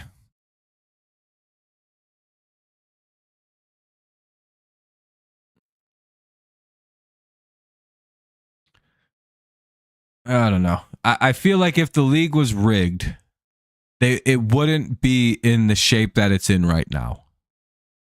In that we wouldn't have the teams succeeding that we have succeeding. If that makes any sense to you, right? Aaron Rodgers would have played in more than one Super Bowl. Do you agree with me on that? Aaron Rodgers would have like 4 or 5 Super Bowls. So would Aaron Rodgers or Brett Favre. Do you know who also would have had more Super Bowls than 2? And who would have a better than 13-12 playoff record? Peyton Manning. If the NFL was rigged, they would never have made the Patriots lose that 18 no, again, Tom Brady wouldn't have been a thing if the NFL was rigged. Tom Brady's career would have gone to Peyton Manning. They just did that with Peyton. And then it would have been Aaron, and then it would have been Mahomes. Like, it's one of them things where if you look at the way the league has gone, the best quarterback of the last 20 years in football, in all of football history, just had the best quarterback just played up to this point, right? He's never been the face of the league. Meaning the league has never pushed Tom as like their guy. Like, you have to kind of think about that situation though. The entirety of the NFL, when has Tom Brady been like, Tom Brady's the face of the league? For 1 year or 2 years after he did that thing to the Falcons, the second Patrick Mahomes showed up, they went, we got a new face of the league. It's Patrick Mahomes. Jeremy Pena gets a base hit, 1 on, nobody out. If the league was rigging itself, it wouldn't have picked a team in the Patriots that it despises, by the way. The second half of that dynasty would never have happened if the league was rigged also. The fucking league hated our guts. The only thing the league can do is lie about teams and make up stories. That's the most influence the league has over its game. It can just kind of make up, it can do like Spygate or Deflategate to try to like diminish a team's run. Like, that's literally all it's got. And that didn't even work because the Patriots ended up just keep being great. They had a 20-year run. Again, different things would have happened. There is no answer to a league that would not rig itself for Aaron Rodgers to have appeared in more than 1 Super Bowl. You gotta admit, that's crazy, right? Like a guy they've called the greatest thrower of a football in NFL history in Aaron Rodgers. And it's a 4-3 Astros lead. Altuve homers, Flaherty stalls. Damn. Well, looks like the Astros are probably going to win. Tigers just sold.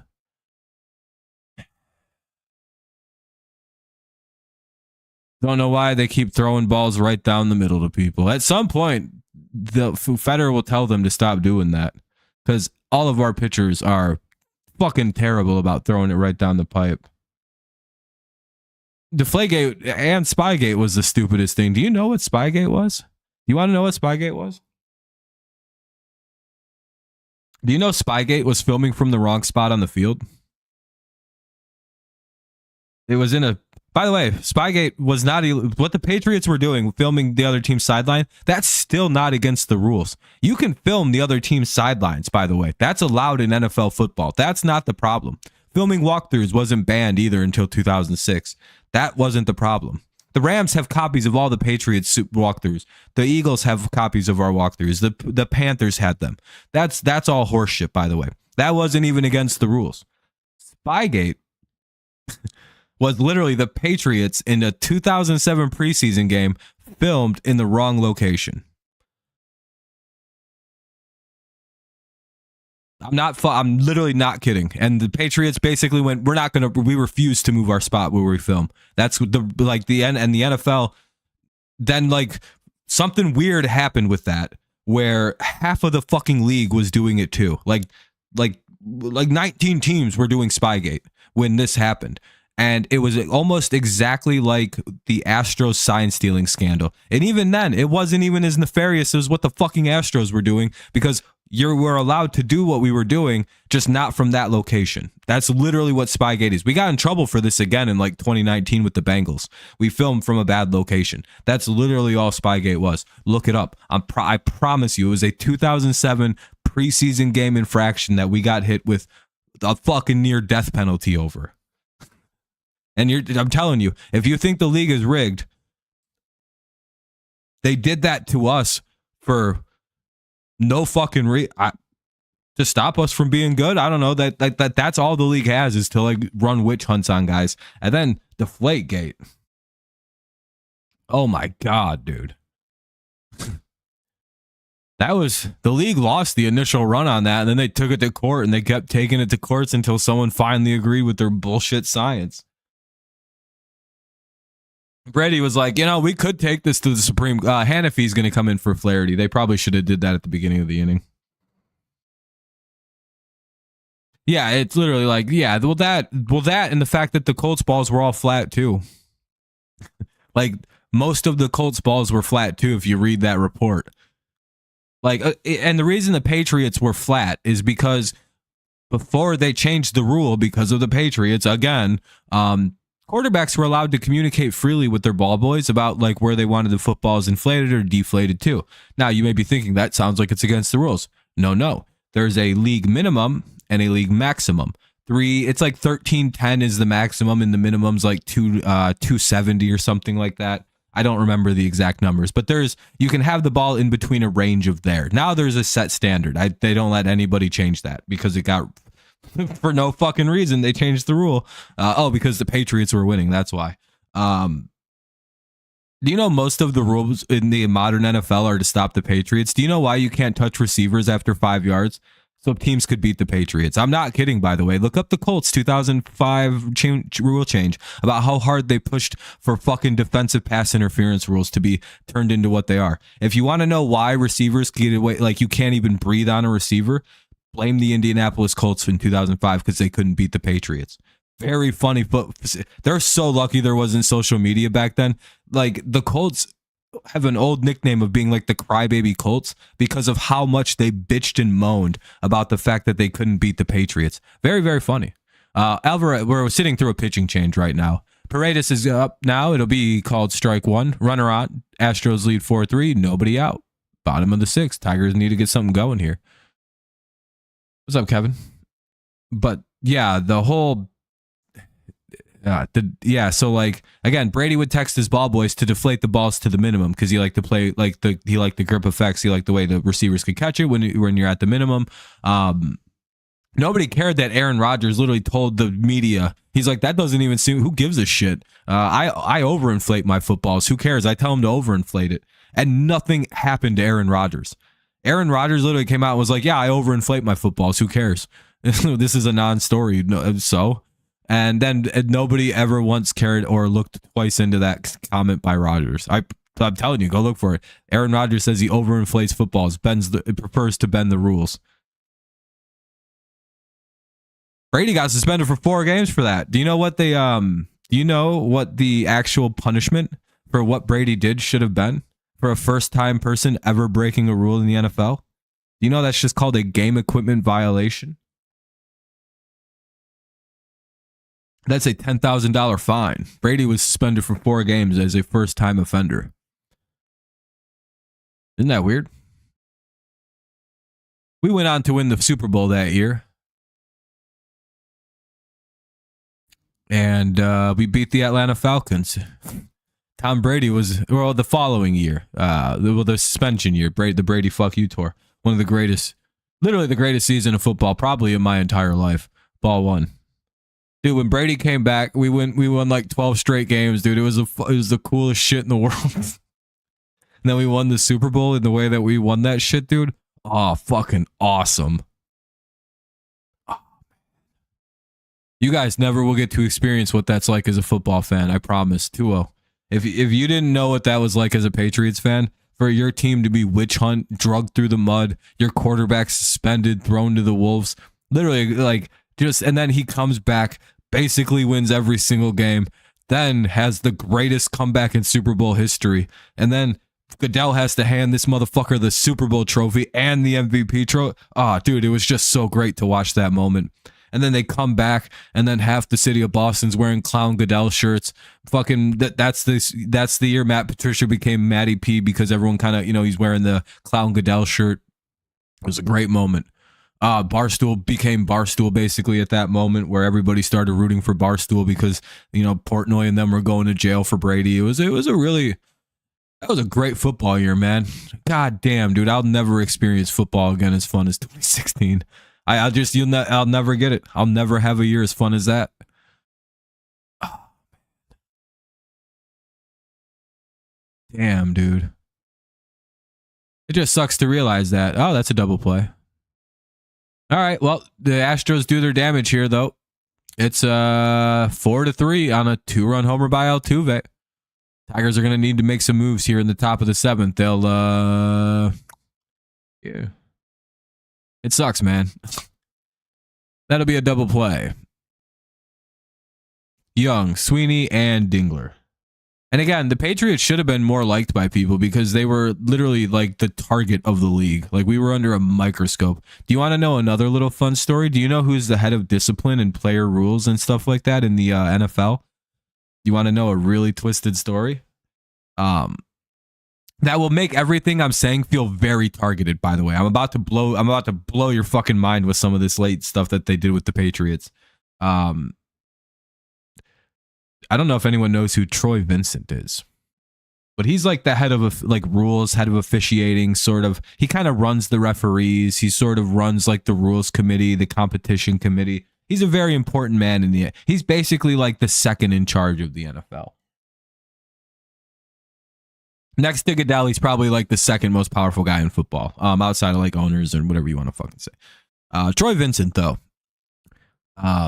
was a member of the 2004, 2005, maybe 2003, 2004. I'm bad with the years. The year the Eagles and the Patriots played in the Super Bowl. That was 2005, right? 2004, 2005. That was the year. That year, Troy Vincent was a member of that team, and he was not happy with his team losing the Super Bowl, obviously. It broke his bald heart. There's a new pitcher. Brian King will pitch for the Astros here in the top of the 7th. And in that in that stupid bald-headed, bald man's head in his gay heart, I believe he's targeted the Patriots. He's been on record saying the Patriots basically got away with cheating to win 3 Super Bowls, and they should have been more punished for what they did. That's like almost a word for word quote about how Troy Vincent feels about the Patriots. Is that I don't think he thinks Belichick should have been allowed to coach anymore. Their Super Bowl ring should have been changed and given to the Eagles. If he had his way, he would strip us of that Super Bowl and give it to the Eagles. That's kind of how he feels. So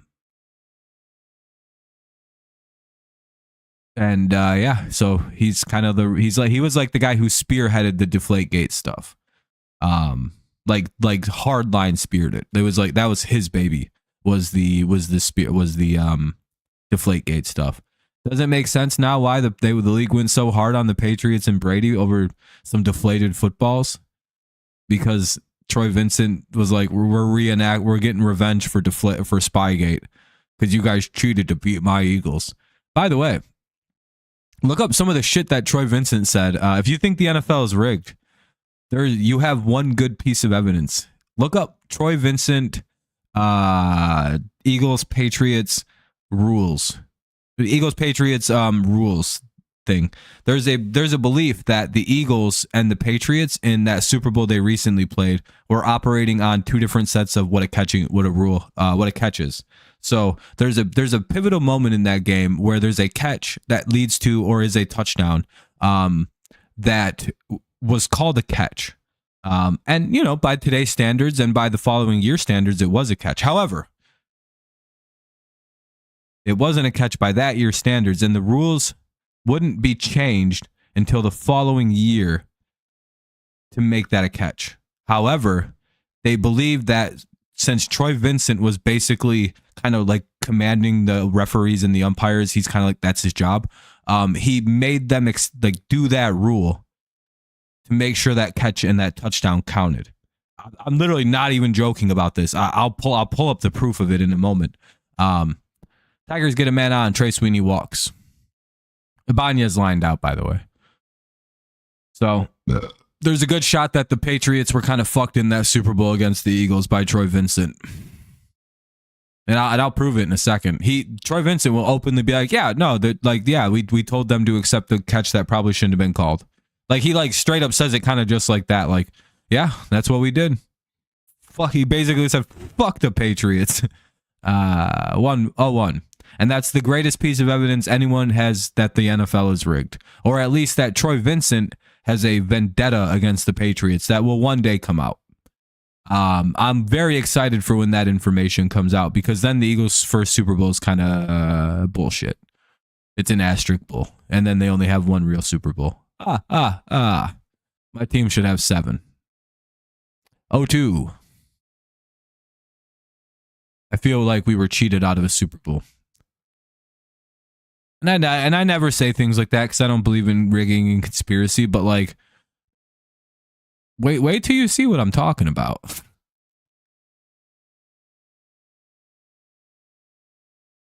I'm not a liar.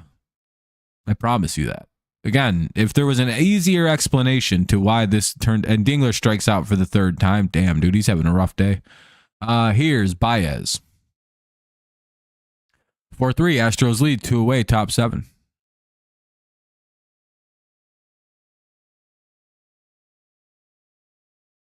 I'm about to blow so many people's mind with this information. Not many people know about this. Are they pulling their pitcher? It's like the second. Like, dude, I hate pitching. I hate sitting through pitching changes. Whatever. All right. They're doing a mound visit. Super Bowl.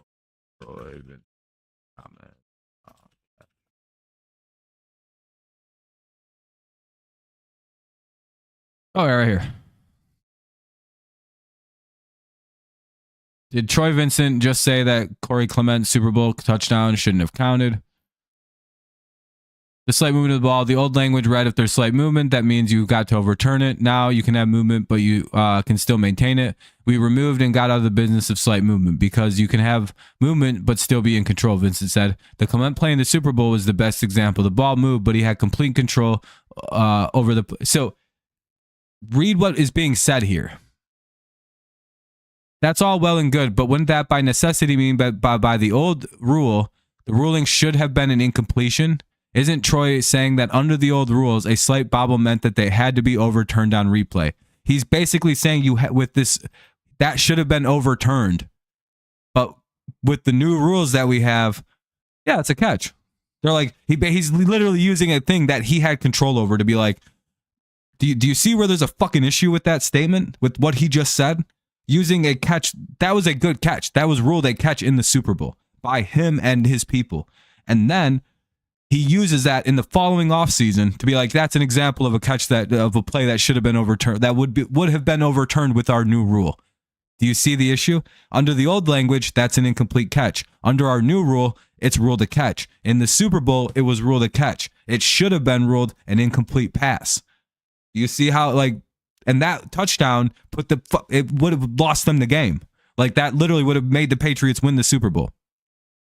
The old language reads that if there's slight movement, that means you've got to overturn it, and they didn't. And by the way, that's pretty crazy, right?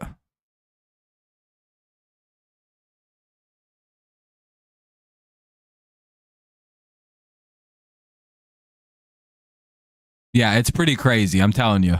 It's if you look into that situation, it's absolutely nuts. Brian Abreu is the pitcher now. It's 0-1. Isn't that crazy? Isn't that wild? The league to just kind of be like, yeah, that shouldn't have been a catch, but we ruled it a catch anyway. We told them to rule it a catch. You got to admit, that's fucking crazy, isn't it? If your team lost the Super Bowl by like a touchdown like we did, and then a statement like that comes out from the NFL, like the guy who runs the officials and runs the rules of the league, the competition committee, oh, how pissed would you be? Would you be like, did we just get cheated out of a fucking Super Bowl? And then did they just use a play that was not overturned as the example to like something that should have been like would now be overturned with this brand new rule? Right. You see where there's the tension and the issue with that rule for me? Oh, hold on. For some reason, my chat blew out and stopped working. Hold on a minute. My chat stopped. Where did we stop? What's up, Ezekiel? What's up, Allison? Yeah, Brady got his revenge. Sorry, my chat stopped working. Yeah, it feels a little fucked, but also at the same point, I believe full-heartedly in like, oh, that's a foul ball, looks like. Damn, he smoked that fucking thing. Yeah, it's all silly. It's all silly. That I feel like that's the best evidence that the league rigged itself. But even then, it's to me that's not even the league rigging itself. That's just like one very sour fucking asshole who has a little bit of power and he's like, I'm gonna fuck these guys over. Like that's the most like nefarious thing the league does is try to fuck teams over like with subtle rule changes. Yeah, I'm from Michigan. Yeah. I think that's the funniest way to like that's how the league gets at teams. They don't rig things. They're little nefarious fucking pricks like Troy Vincent who just do shithead things to a team for as long as he can. And that's how the league gets to a team. It sucks.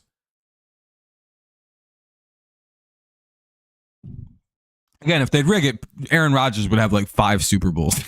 He probably would have just won the last Super Bowl and retired. You know what I mean? All right, I'm going to step out and have a dart real quick during the 7th inning stretch. It'll be Diaz, Smith, and Dubon in the bottom of the 7th, 4-3. Thanks for listening to me rant tonight, everybody. I'm in kind of a ranty mood, if you can't tell. Normally, I'm in a better mood, but today I just feel kind of ranty. I don't know why. I'm fired up, and I don't know why. I think it's I just been annoyed all day about stuff. I don't believe videotaping and like in football for me the only way you can cheat is to do steroids. And I think that because it makes you faster and stronger. And the only way to, for me, in my opinion, the only way to cheat in sport is to make yourself better at what the sport needs you to do to be successful, right? So I don't think anything but steroids in football is cheating. There's no ifs, ands, or buts about it. That's cheating. You're gonna get in trouble. Baseball, I don't think steroids are cheating. I think they should be allowed to do steroids. I think things like Adderall are cheating. I think speed is cheating in baseball. I think anything that makes your brain faster or makes you focus more, unless you need it for medicine, anything that increases hand to eye, that's cheating in baseball. That is, and that sticky horse shit that pitchers were using, that was fucking cheating. And probably, no, big bats aren't cheating either. You still got to be able to make contact. But depending on how big the torpedo is, that could get into like that weird area of cheating. But yeah, generally, in order in my head, for it to be cheating, it has to make your hand to eye better in baseball. And in football, you have to be doing steroids, not watching videotapes. Like, I don't give a fuck about that. Change your signs up, dude. Just go to a fucking, like, it's, I don't know. It's not like Michigan wasn't loaded with like the best coach, one of the best coaches in a team that has like 20 starters in the NFL right now. Harbaugh recruited a fucking home run class for a few years and just got a bunch of really fucking good like future NFL guys. Yeah, it's the silliest thing. It's like, guys, they're just the best team that year. It's like, so they recruited well. They hit a home run. They had a whole bunch of shit going for them. Yeah, there is going to be no hammer. That doesn't exist. They've already kind of looked at that and went, well, this is nothing. That was that. The NCAA by now, are they still investigating Michigan? Okay, I'll be right back. I forgot to step out real fast. Astros are batting, though. They got a runner at first. They got another leadoff hit.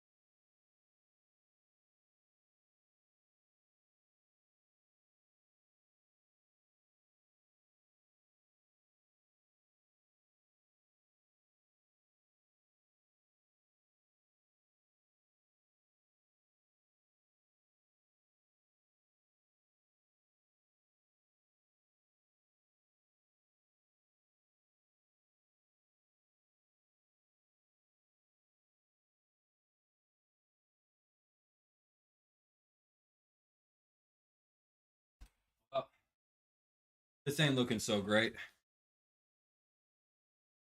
We're going to need a little comeback.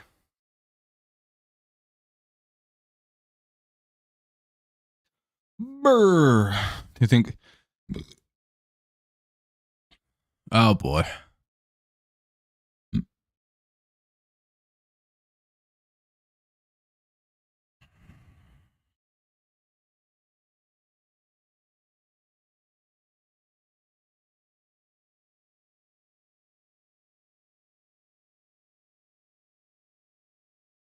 Well, that's well,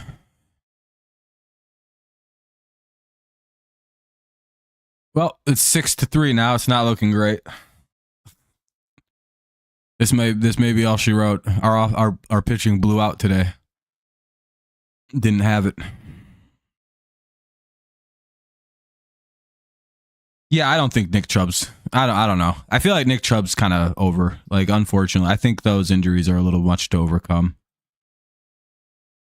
I don't know. I hope I'm wrong. Genuinely, I hope I'm wrong, but I doubt it. You know, multiple ACL tears is really hard to overcome. Didn't he like tear his ACL, then blow his Achilles out, and then re-tear his ACL? And like he's had like 3 ACL tears. Like he tore everything, and then like it wasn't even just his ACL, right? It was like every single thing in the knee possible to tear. He blew out in his last one, like ACL, MCL, PCL, meniscus. 2-1. He was the one that had that happen, right? Where it was like a total knee explosion, where it was like, oh yeah, he got everything. Jesus Christ. The same knee he tore in college. Yeah, it was every ligament plus the, yeah. It doesn't help. No, it doesn't help.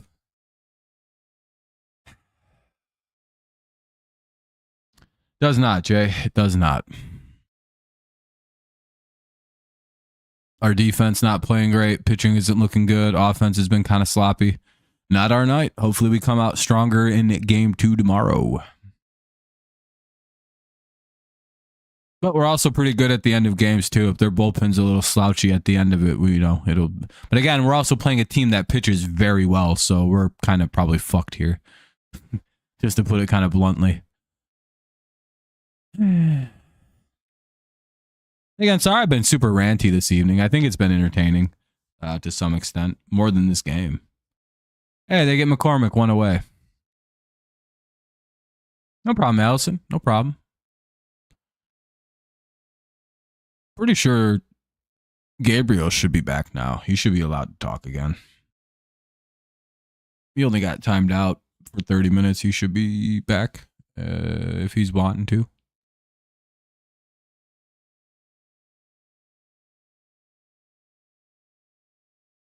Anyway, here's McCormick, or top of the order Pena with a runner at first. It's 0-1. They threw it right down the middle. Yeah, I try to be super interactive. I don't typically have a lot of people chatting or a lot of people watching, so it's always nice to, talk with people. I like talking sports. I like kind of debating or throwing shit back and forth with people. And another double. Not good. That'll be a 1-out double. Runner will get to third. Tigers are in a bit of a bind here, not looking like their best effort tonight. Personally, I blame the Guardians, the Cleveland Guardians.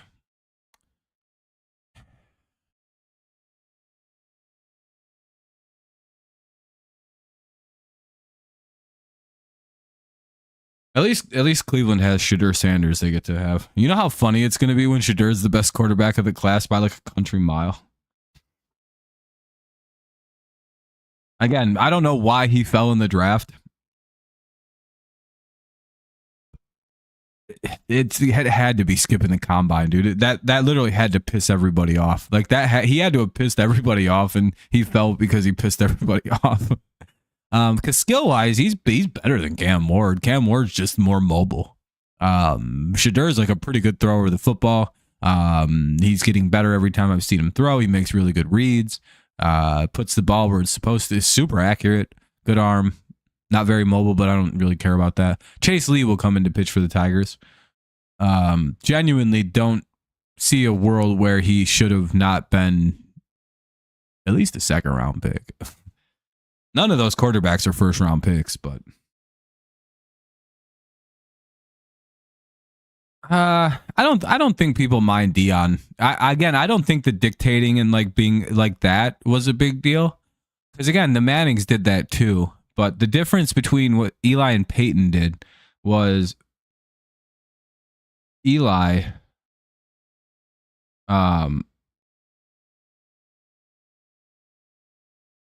went and actually like I think they did combines. I think they interviewed with all the team. Like I don't think that they were as weird about it. Whereas like there was this weird arrogance from Shadur about like not doing interviews and being like shitty in the interviews. Like that, you didn't hear that about like Eli. Like It was a bit of a humbling for Shedeur that he probably needed. But that's probably why he fell. The league wanted to humble him a little bit because that pre-draft process with him was fucking ridiculous. And again, there's no problem with like a former player getting involved with their kid and being kind of there. The league understands that that's like a thing. Like that happens with all second gen, third generation players. That's really not that surprising. Ball one. And the league, they like Dion in the NFL. Like that's everyone keeps trying to blame Dion, and I'm like, I don't think it's Dion's fault. You know, Dion's pretty well liked in the NFL circles. 2-0. You can't come in and throw fucking balls, man. We need to get outs. Oh, it is Altuve. Oh, fuck.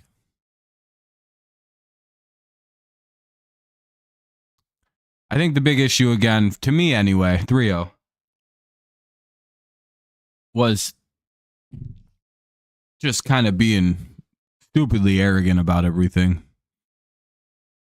And not really having the talent to back it up. Johnny Manziel was a very arrogant person.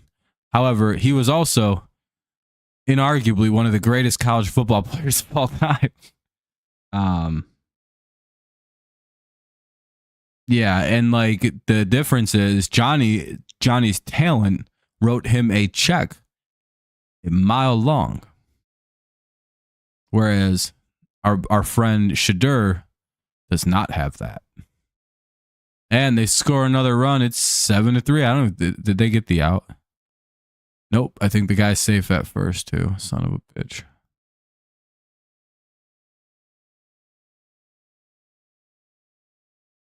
If Dion was as talented as Johnny was, nobody would. Fucking Shedeur would, or if Shedeur was as talented as fucking Johnny was, he'd have been the number one overall pick without any question. Wouldn't he, they'd have been like, we can deal with the bad attitude. Who gives a fuck? And they get another base hit. They'll score another run.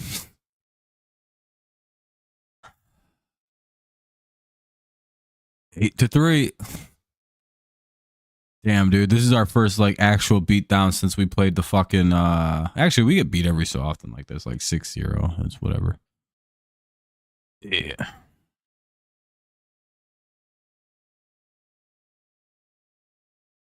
They're doing like pinch runners and shit.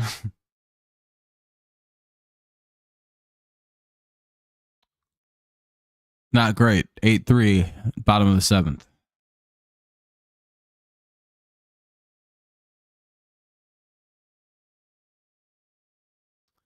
Well, that's unfortunate.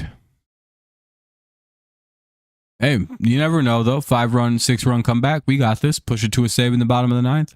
Hell yeah. Who says no?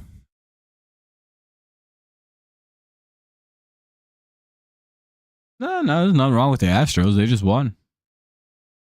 Also, they're getting their revenge on us for that fucking playoff. So they're a little bit, they're fired up.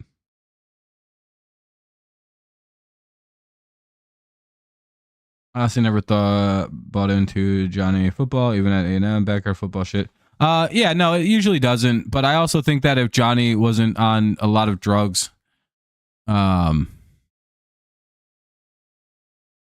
is that another home run? Is it 10-3?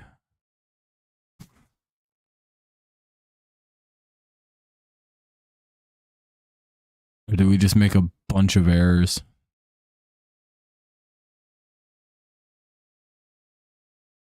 I think if Johnny hadn't been on stupid amounts of drugs, I think that they would have he would have been good in the NFL. Plus the bipolar issues.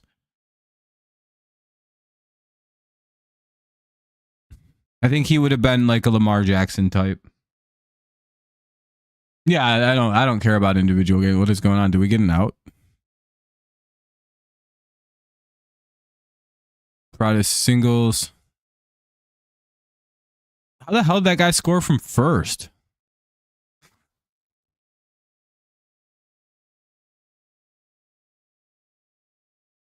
You live in the same town as Dante Hightower? That's pretty cool. Do you run into him often?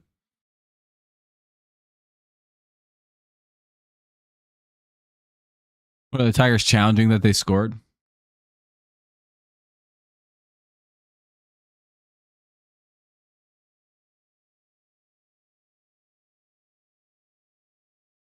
Oh, Maeda's going to pitch in this game. Yeah, this is a Maeda game.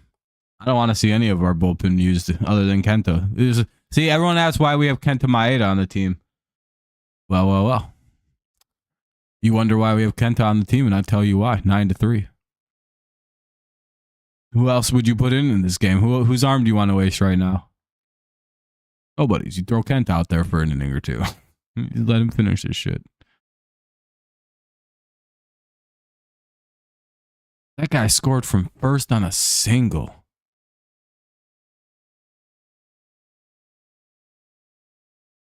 I think they're going to rule that he's out. I don't know what they're doing.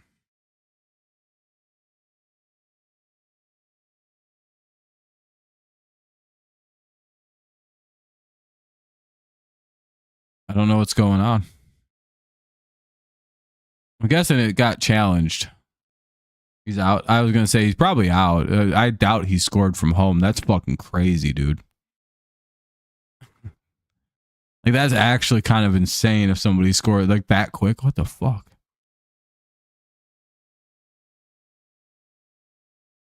Either way, should be top of the 8th. Might be 8-3.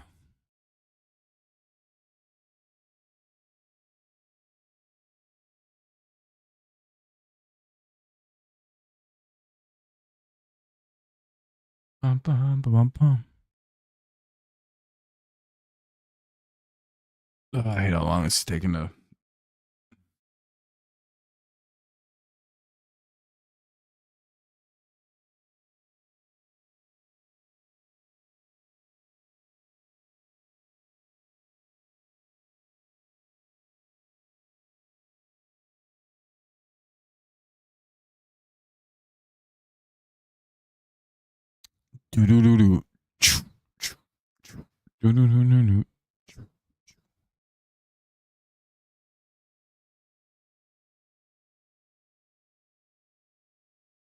One time, sent a card for me. Watch the fireworks show he paid for in our town. Oh, that's pretty cool. Seems like a pretty good guy. Yeah, Dantes was always one of my favorites. He's as critical to the second dynasty that we had as a Patriots fan, as Brady was, I think. I don't know if we win as much as we did without Dante. 1-1.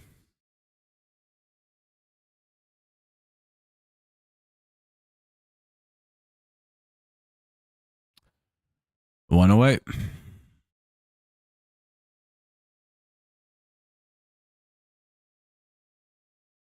Yeah, Dante is brilliant. Brilliant defender.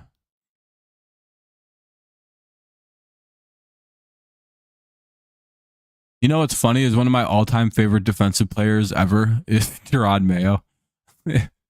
From his time when he was at Florida to when he became a Patriot, I was like, oh man, this guy fucking rules. I love Gerard Mayo. And then he became our coach, and I was so stoked. I was like, damn, dude, fuck yeah. Oh, what a fucking treat for old Rob. One of my favorite ever college players in Gerard Mayo joined my Patriots, became a champion with did some great things with us. I don't think he ever made it to the Super Bowl, so injury cut his career short. 2-0. Might have been coaching with us by then, though. 3-0.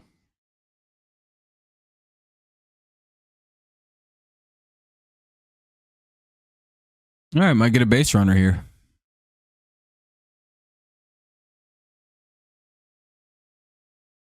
Bum, bum, bum. Na, na, na, na.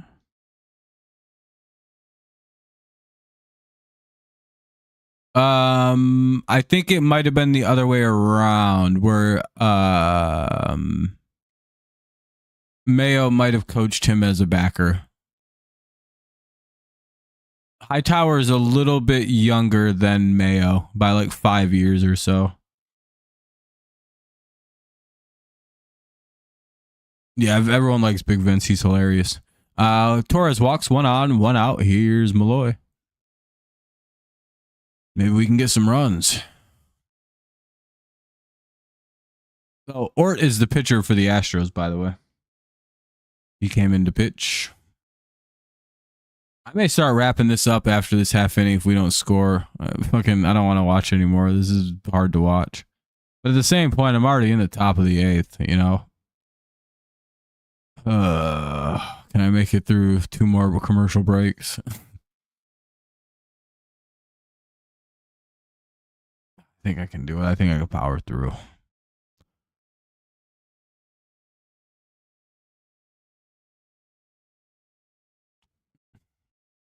Ain't going to be much of a pregame or postgame wrap up tonight, though. Tigers got shelled. Hit 2 home runs. That's pretty cool. Carp got a 2-run homer. Greene hit a home run. Outside of that, we've done nothing.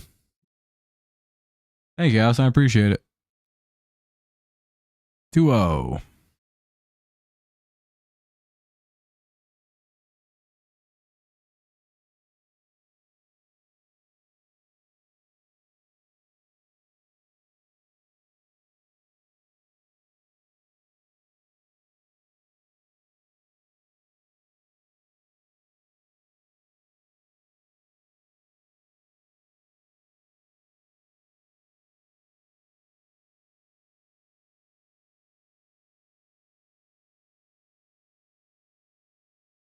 Three-0. Hell yeah, this is good.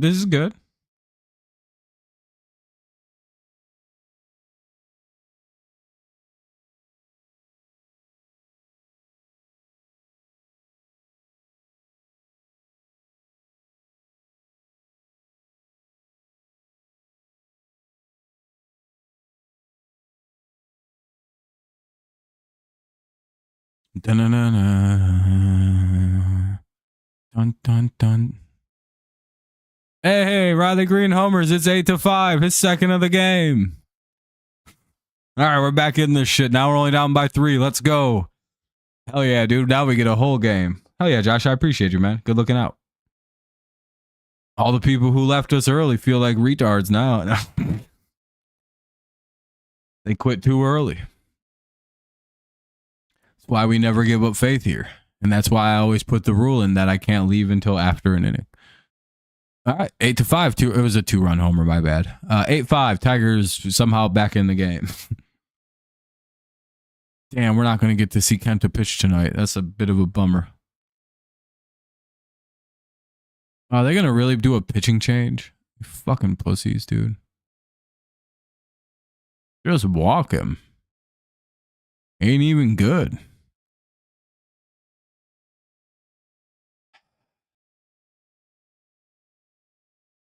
Come on, man. Oh, never mind. They're just having a little powwow, maybe. No pitching change. They just pitch changed. All right. 8-5 after the Tigers 2-run homer. It would be really funny if they tied this shit up in the top of the 8th. They're like, all right, you guys scored 11 runs. Watch this. We did that too. Wow. It's just like, damn, dude, how funny would that be?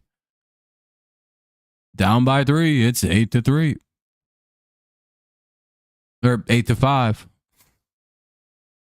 Astros lead by 3. They're taking a long time to pitch here. Torkelson the hitter, and it's going to be 1-1 on a ball inside. Maybe a little high, too. Maybe a little torque bomb here, make it a 2-run game. We'd all appreciate that. Appreciate the heck out of it. Torque's in a bit of a slump now. He could really use a hit. You never know, Josh. Yeah, exactly. They were very good at this last year. This was like an annoying part of playing us last year. Was like, fuck, the end of the game's coming up. I believe these guys experienced some of the worst of it, too, in the playoffs. About how good we are late in the games. 2-2. Didn't we win a playoff game in like a very like dramatic fashion at least twice? I believe that was out of the 3-game set, I believe both of our wins in that son of a bitch were like very dramatic games. Not in the fact that, nothing too crazy, but I just believe we had to like clutch win them. 3-2. I remember Ibanez's mega hit. That's all I can remember is Ibanez cracking the shit out of that one ball. And feeling like, holy shit, we're actually going to win a playoff series. 3-2. Yeah, it's what this team does. They're terrible at baseball until the 7th inning, and then they lock the fuck in at the plate. It's my favorite part of this baseball team. If they could figure out how to do that from the start. Ah, damn it. Torkelson. Yeah, he's in a slump. Fuck. Bottom of the 8th. Tigers get within 3. They get a couple back. 8-5. Yeah, our pitching and defense just didn't have it tonight. The offense has done pretty good. I think this is going to be the first game where we've scored 5 runs and lost, but we weren't leading by 5 runs and lost, which I don't know if this team's ever done that in like a year. I believe we have one of the most absurd records dating back to last year. If we're up like in this, if we enter the 7th inning with any kind of lead, I think we've lost like 3 games like that over the past year.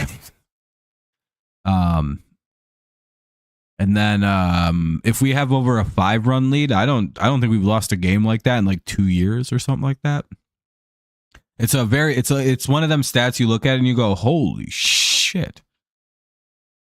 Jim Carrey once said, so you're saying, yeah, exactly. There's a chance here. It's not like impossible. Walker, Diaz, and Smith. You need a 1-2-3 inning, though. You need them to just go 1-2-3 really quickly. If you can get them 1-2-3 here, you carry a good amount of momentum forward. You know?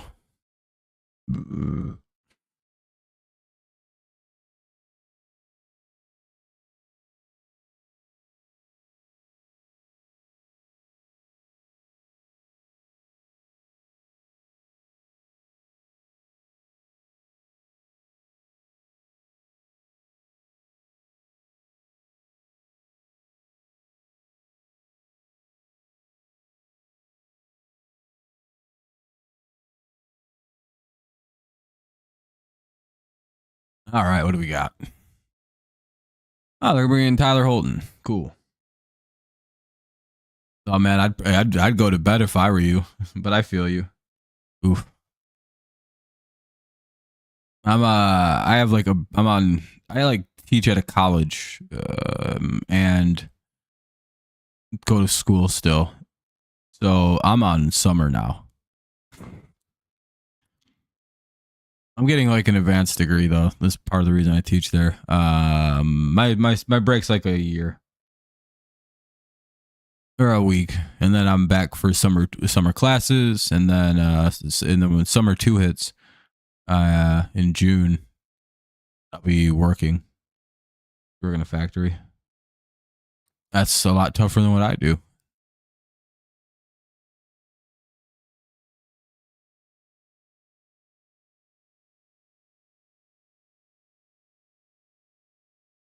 Hopefully it's well paid. Favorite season, summer? Yeah, it's mine too. I like the warm weather.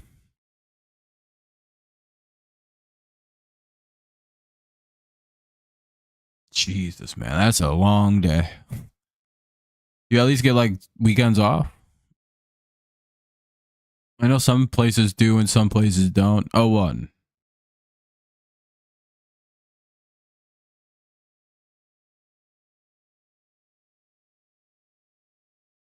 Most of the time. That's good at least. You get time to relax and recover a little bit. That'll be a base hit. Fuck.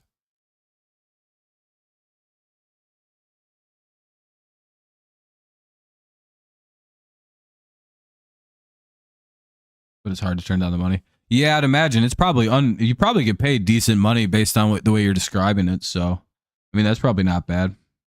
Going up to the 90s. Sheesh. Hater saw action Saturday and Sunday. All right. That bodes well for us as far as their closer goes. We hit Hater too from time to time. I'm not really worried about him. One way runner at first. It's just the problem of they have a runner on now. And I don't know if I like that. Fouled away. It's 1-1.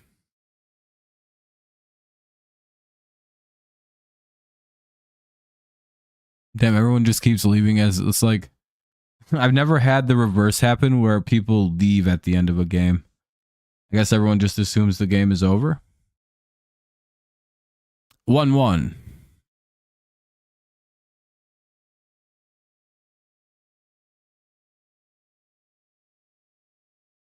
There you go. That's pretty solid money though.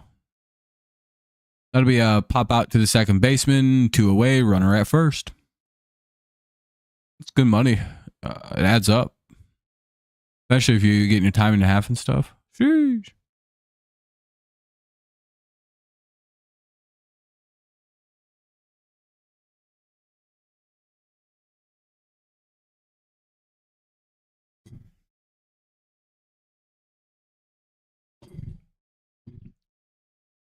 I make something like 20 an hour as a TA or some dumb shit like that. Yeah. That's the rate. But it's all salary and shit. I don't fucking have to actually work hours. I don't work a real job. My job isn't real. I teach kids how to write. I'm fucking yeah, that's exactly right. Ugh. 1-1. I provide a decent service as having basic composition skills is something you should have when you leave college. Like you should be able to write a number of like super important documents after you leave my class, after you leave freshman comp. Like you should be able to write proposals and research paper. Should be able to do like some kind of unique kind of like photo voice writing. All those things translate into different career fields. Ibanez, Sweeney, and Dingler, especially proposals and research writing and blah, blah, blah, blah, blah. Yeah, it's going to be tough. It's going to be tough when actually we have the COVID kids right now, to be honest, like that. And it wasn't that bad. This year was the first, like the year of the 8th graders or 9th graders who started high school online because of COVID. And this was probably one of the worst years, according to all like the more advanced instructors, as far as like freshman shit goes. And that should probably fix itself next year, I would imagine. Going to be hot, Allison. Yeah, it's going to be super, super hot the next couple of days. Well, it's actually supposed to thunderstorm where I'm at tomorrow. Anyway, top of the 9th coming up. It's 8-5. Tigers got a shot. So we'll see exactly. I'm imagining it's kind of going to be like a small dip. And then after like a year or so, it'll go right back up to being kind of like how college usually is with freshmen. But again, we're dealing with like the kids who came of age to some extent during like the weird COVID stuff where they were like online and then not online, then half online, then half, you know what I mean? Like those 8th graders, 9th graders when COVID first hit and then they went into school online. Those are the kids that were just in their freshman year of college. And they were a bit tricky. There was a lot of trickiness with them. Surprisingly, right? Like you wouldn't expect like kids who are very used to online schooling having tech issues like out the wazoo and not being very like good at self-motivating themselves to work or having trouble with like instructions being told to them like in a digital way.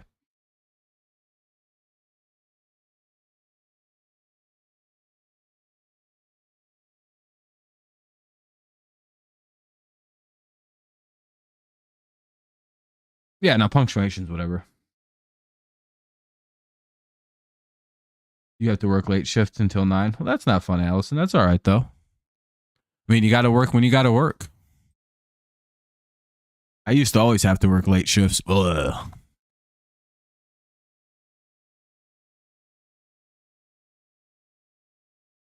But yeah, I'm not judging anybody, by the way. That's not what it is. It's just kind of like an observation of things.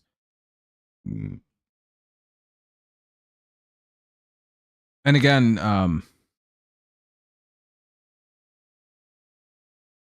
yeah, that's very common. A lot of people speak better than they write. It's a little tricky to put your exact words onto a piece of paper, believe it or not. Because writing sometimes lacks the subtlety and the general context of like a speech, like a back and forth conversation that is picked up when you're talking, and like filling things in with like nuance and cultural, like, again, writing just has this weird effect where it doesn't translate one to one. Yeah, there's context, nuance, subtlety in speaking. Whereas in writing, it could, like, it's hard to read it. Like, you can put your exact words out, but it would come off weird. I'm telling you, it comes off very odd unless you're just like you just have cool thoughts. It's just like, yeah, I think really cool. This is how I think. I fucking think poetic. I don't even know how I figured out I could write. I was just kind of fucking around and taking classes, and I was like, oh, look at me. I'm a good ass writer. One out. Literally, I was like 20 fucking years old before I realized I could do writing. I was like, whoa, what a surprise. I didn't think I had any talents. I thought my talent was sports stuff, not like playing it, but just kind of observing it. Turns out, no, I'm actually a very creative person. And I had always kind of known that, by the way. I just wasn't like artistically gifted with like painting and shit like that, drawing. 0-2 on Sweeney.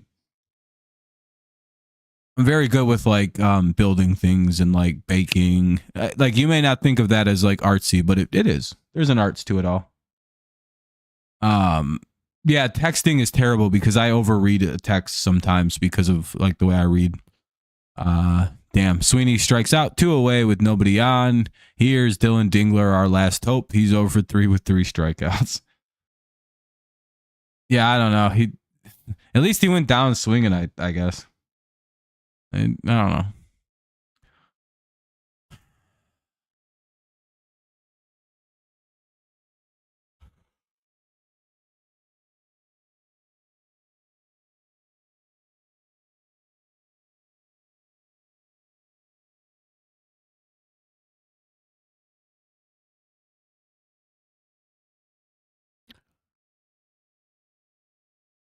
But yeah, like building stuff with like wood or like, you know, baking. I think that's kind of like inherently artistic.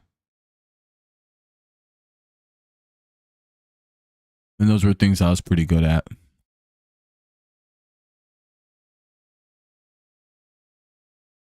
I was actually really good at like woodworking. And then I found out I didn't have to do that to do art, and I was like, fuck yeah, dude, I don't have to do all this stupid shit.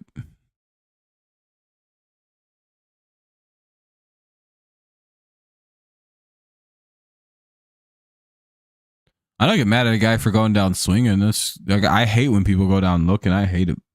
Yeah, cooking can be fun. It's a good time. That's a 2-out double by Dylan Dingler.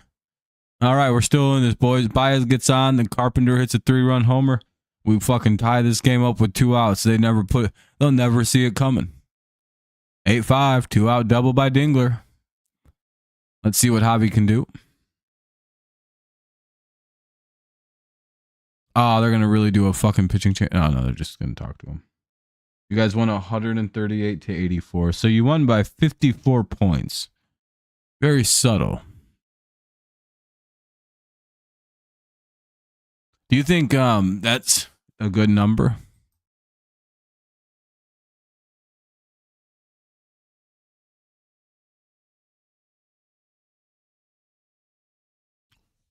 Damn, they're probably going to win the championship this year, aren't they? Of course, it has to be up to Baez. Yep. I don't know. Baez has been pretty good this year. I don't think that's necessarily a bad thing. Strike 1, but it just sucks that. Oh wait, Hader's a lefty. I mean, Hader's left-handed.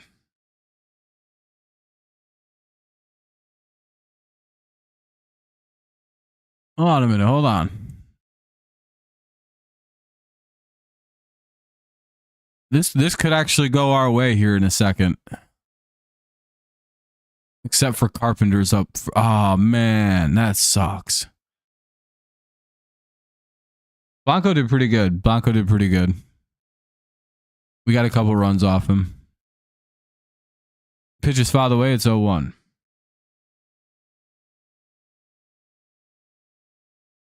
I think it's because everyone's used to the bad hobby over the last couple of years. And so they just kind of got annoyed with the guy. I think that could be a thing. I know it was a bad swing for a couple of years. It seems to be a lot better this year, though. Ah, come on, not an injury delay. I don't want to sit through this. Come on, we're at the end of the game. Power through, you fucking pussy.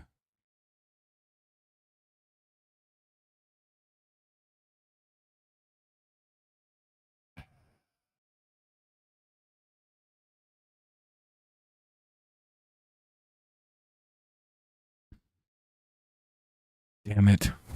I hate injury delays. You never know how long they're going to take.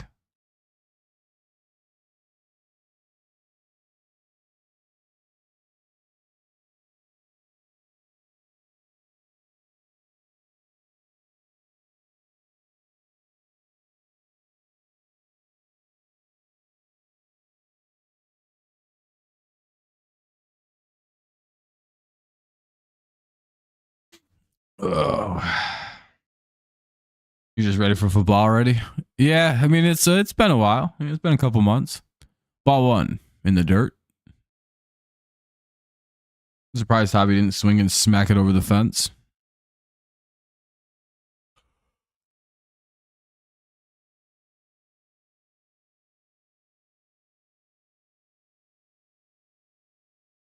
I just recently started getting back into baseball and basketball. Basketball's all right. Baseball's fun to get into.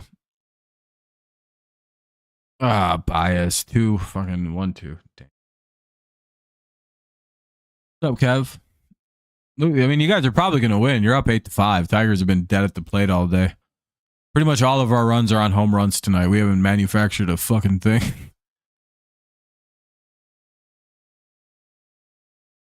Oh, and the Tigers lost. Damn. Well, all right. GG's to the Astros fans out there. Looks like you guys will take game 1. Hopefully we come back and win in game 2. Not our best effort pitching. Not our best effort on defense. Offense did pretty good. We had a bunch of home runs. Greene had 2 homers. Carpenter had 2 homers. Pretty fun. 3 RBI day for Greene. 2 RBI day for Carp. That's it. That's all. That's our whole offense today. In fact, that was 3 of our 5 hits. So, yeah, no, the game's over. Yeah, that was top of the 9th. But I'm wrapping up pretty quick here. Astros dominated us. You know, Altuve homered, McCormick homered, or a couple of people homered. I don't remember who. I know Altuve did. So, yeah, I appreciate it, Josh. We'll be live again tomorrow. Let's double check times. I think it's 8:10 again. Same time, same place tomorrow. Then Wednesday. I should be live Wednesday too, actually. I don't think I have anything to do until later in the night. Yeah, it looks like I'll be able to do all 3 of these games. End out the month strong. Let's see. When's the next game I'll miss? I'll probably have to miss one of these Angels games. Maybe both. I don't like doing these late ass games like that. I hate late night games. But all right. Now you need Rangers. Hell yeah, Kev. Maybe it'll work out for you. All right, everybody. Thank you so much for a fun stream tonight. I appreciate y'all. Thanks for tuning in. Make sure you leave a like on your way out. I'd appreciate that. That kind of helps us out. Hey, we have 38 likes. Holy shit. I appreciate y'all. Thank you so much. Have a great rest of your evening. As always, it's go Lions, go Patriots, and of course, it's always go Tigers. Yeah, appreciate y'all. Have a good rest of your night. See you tomorrow for some more baseball.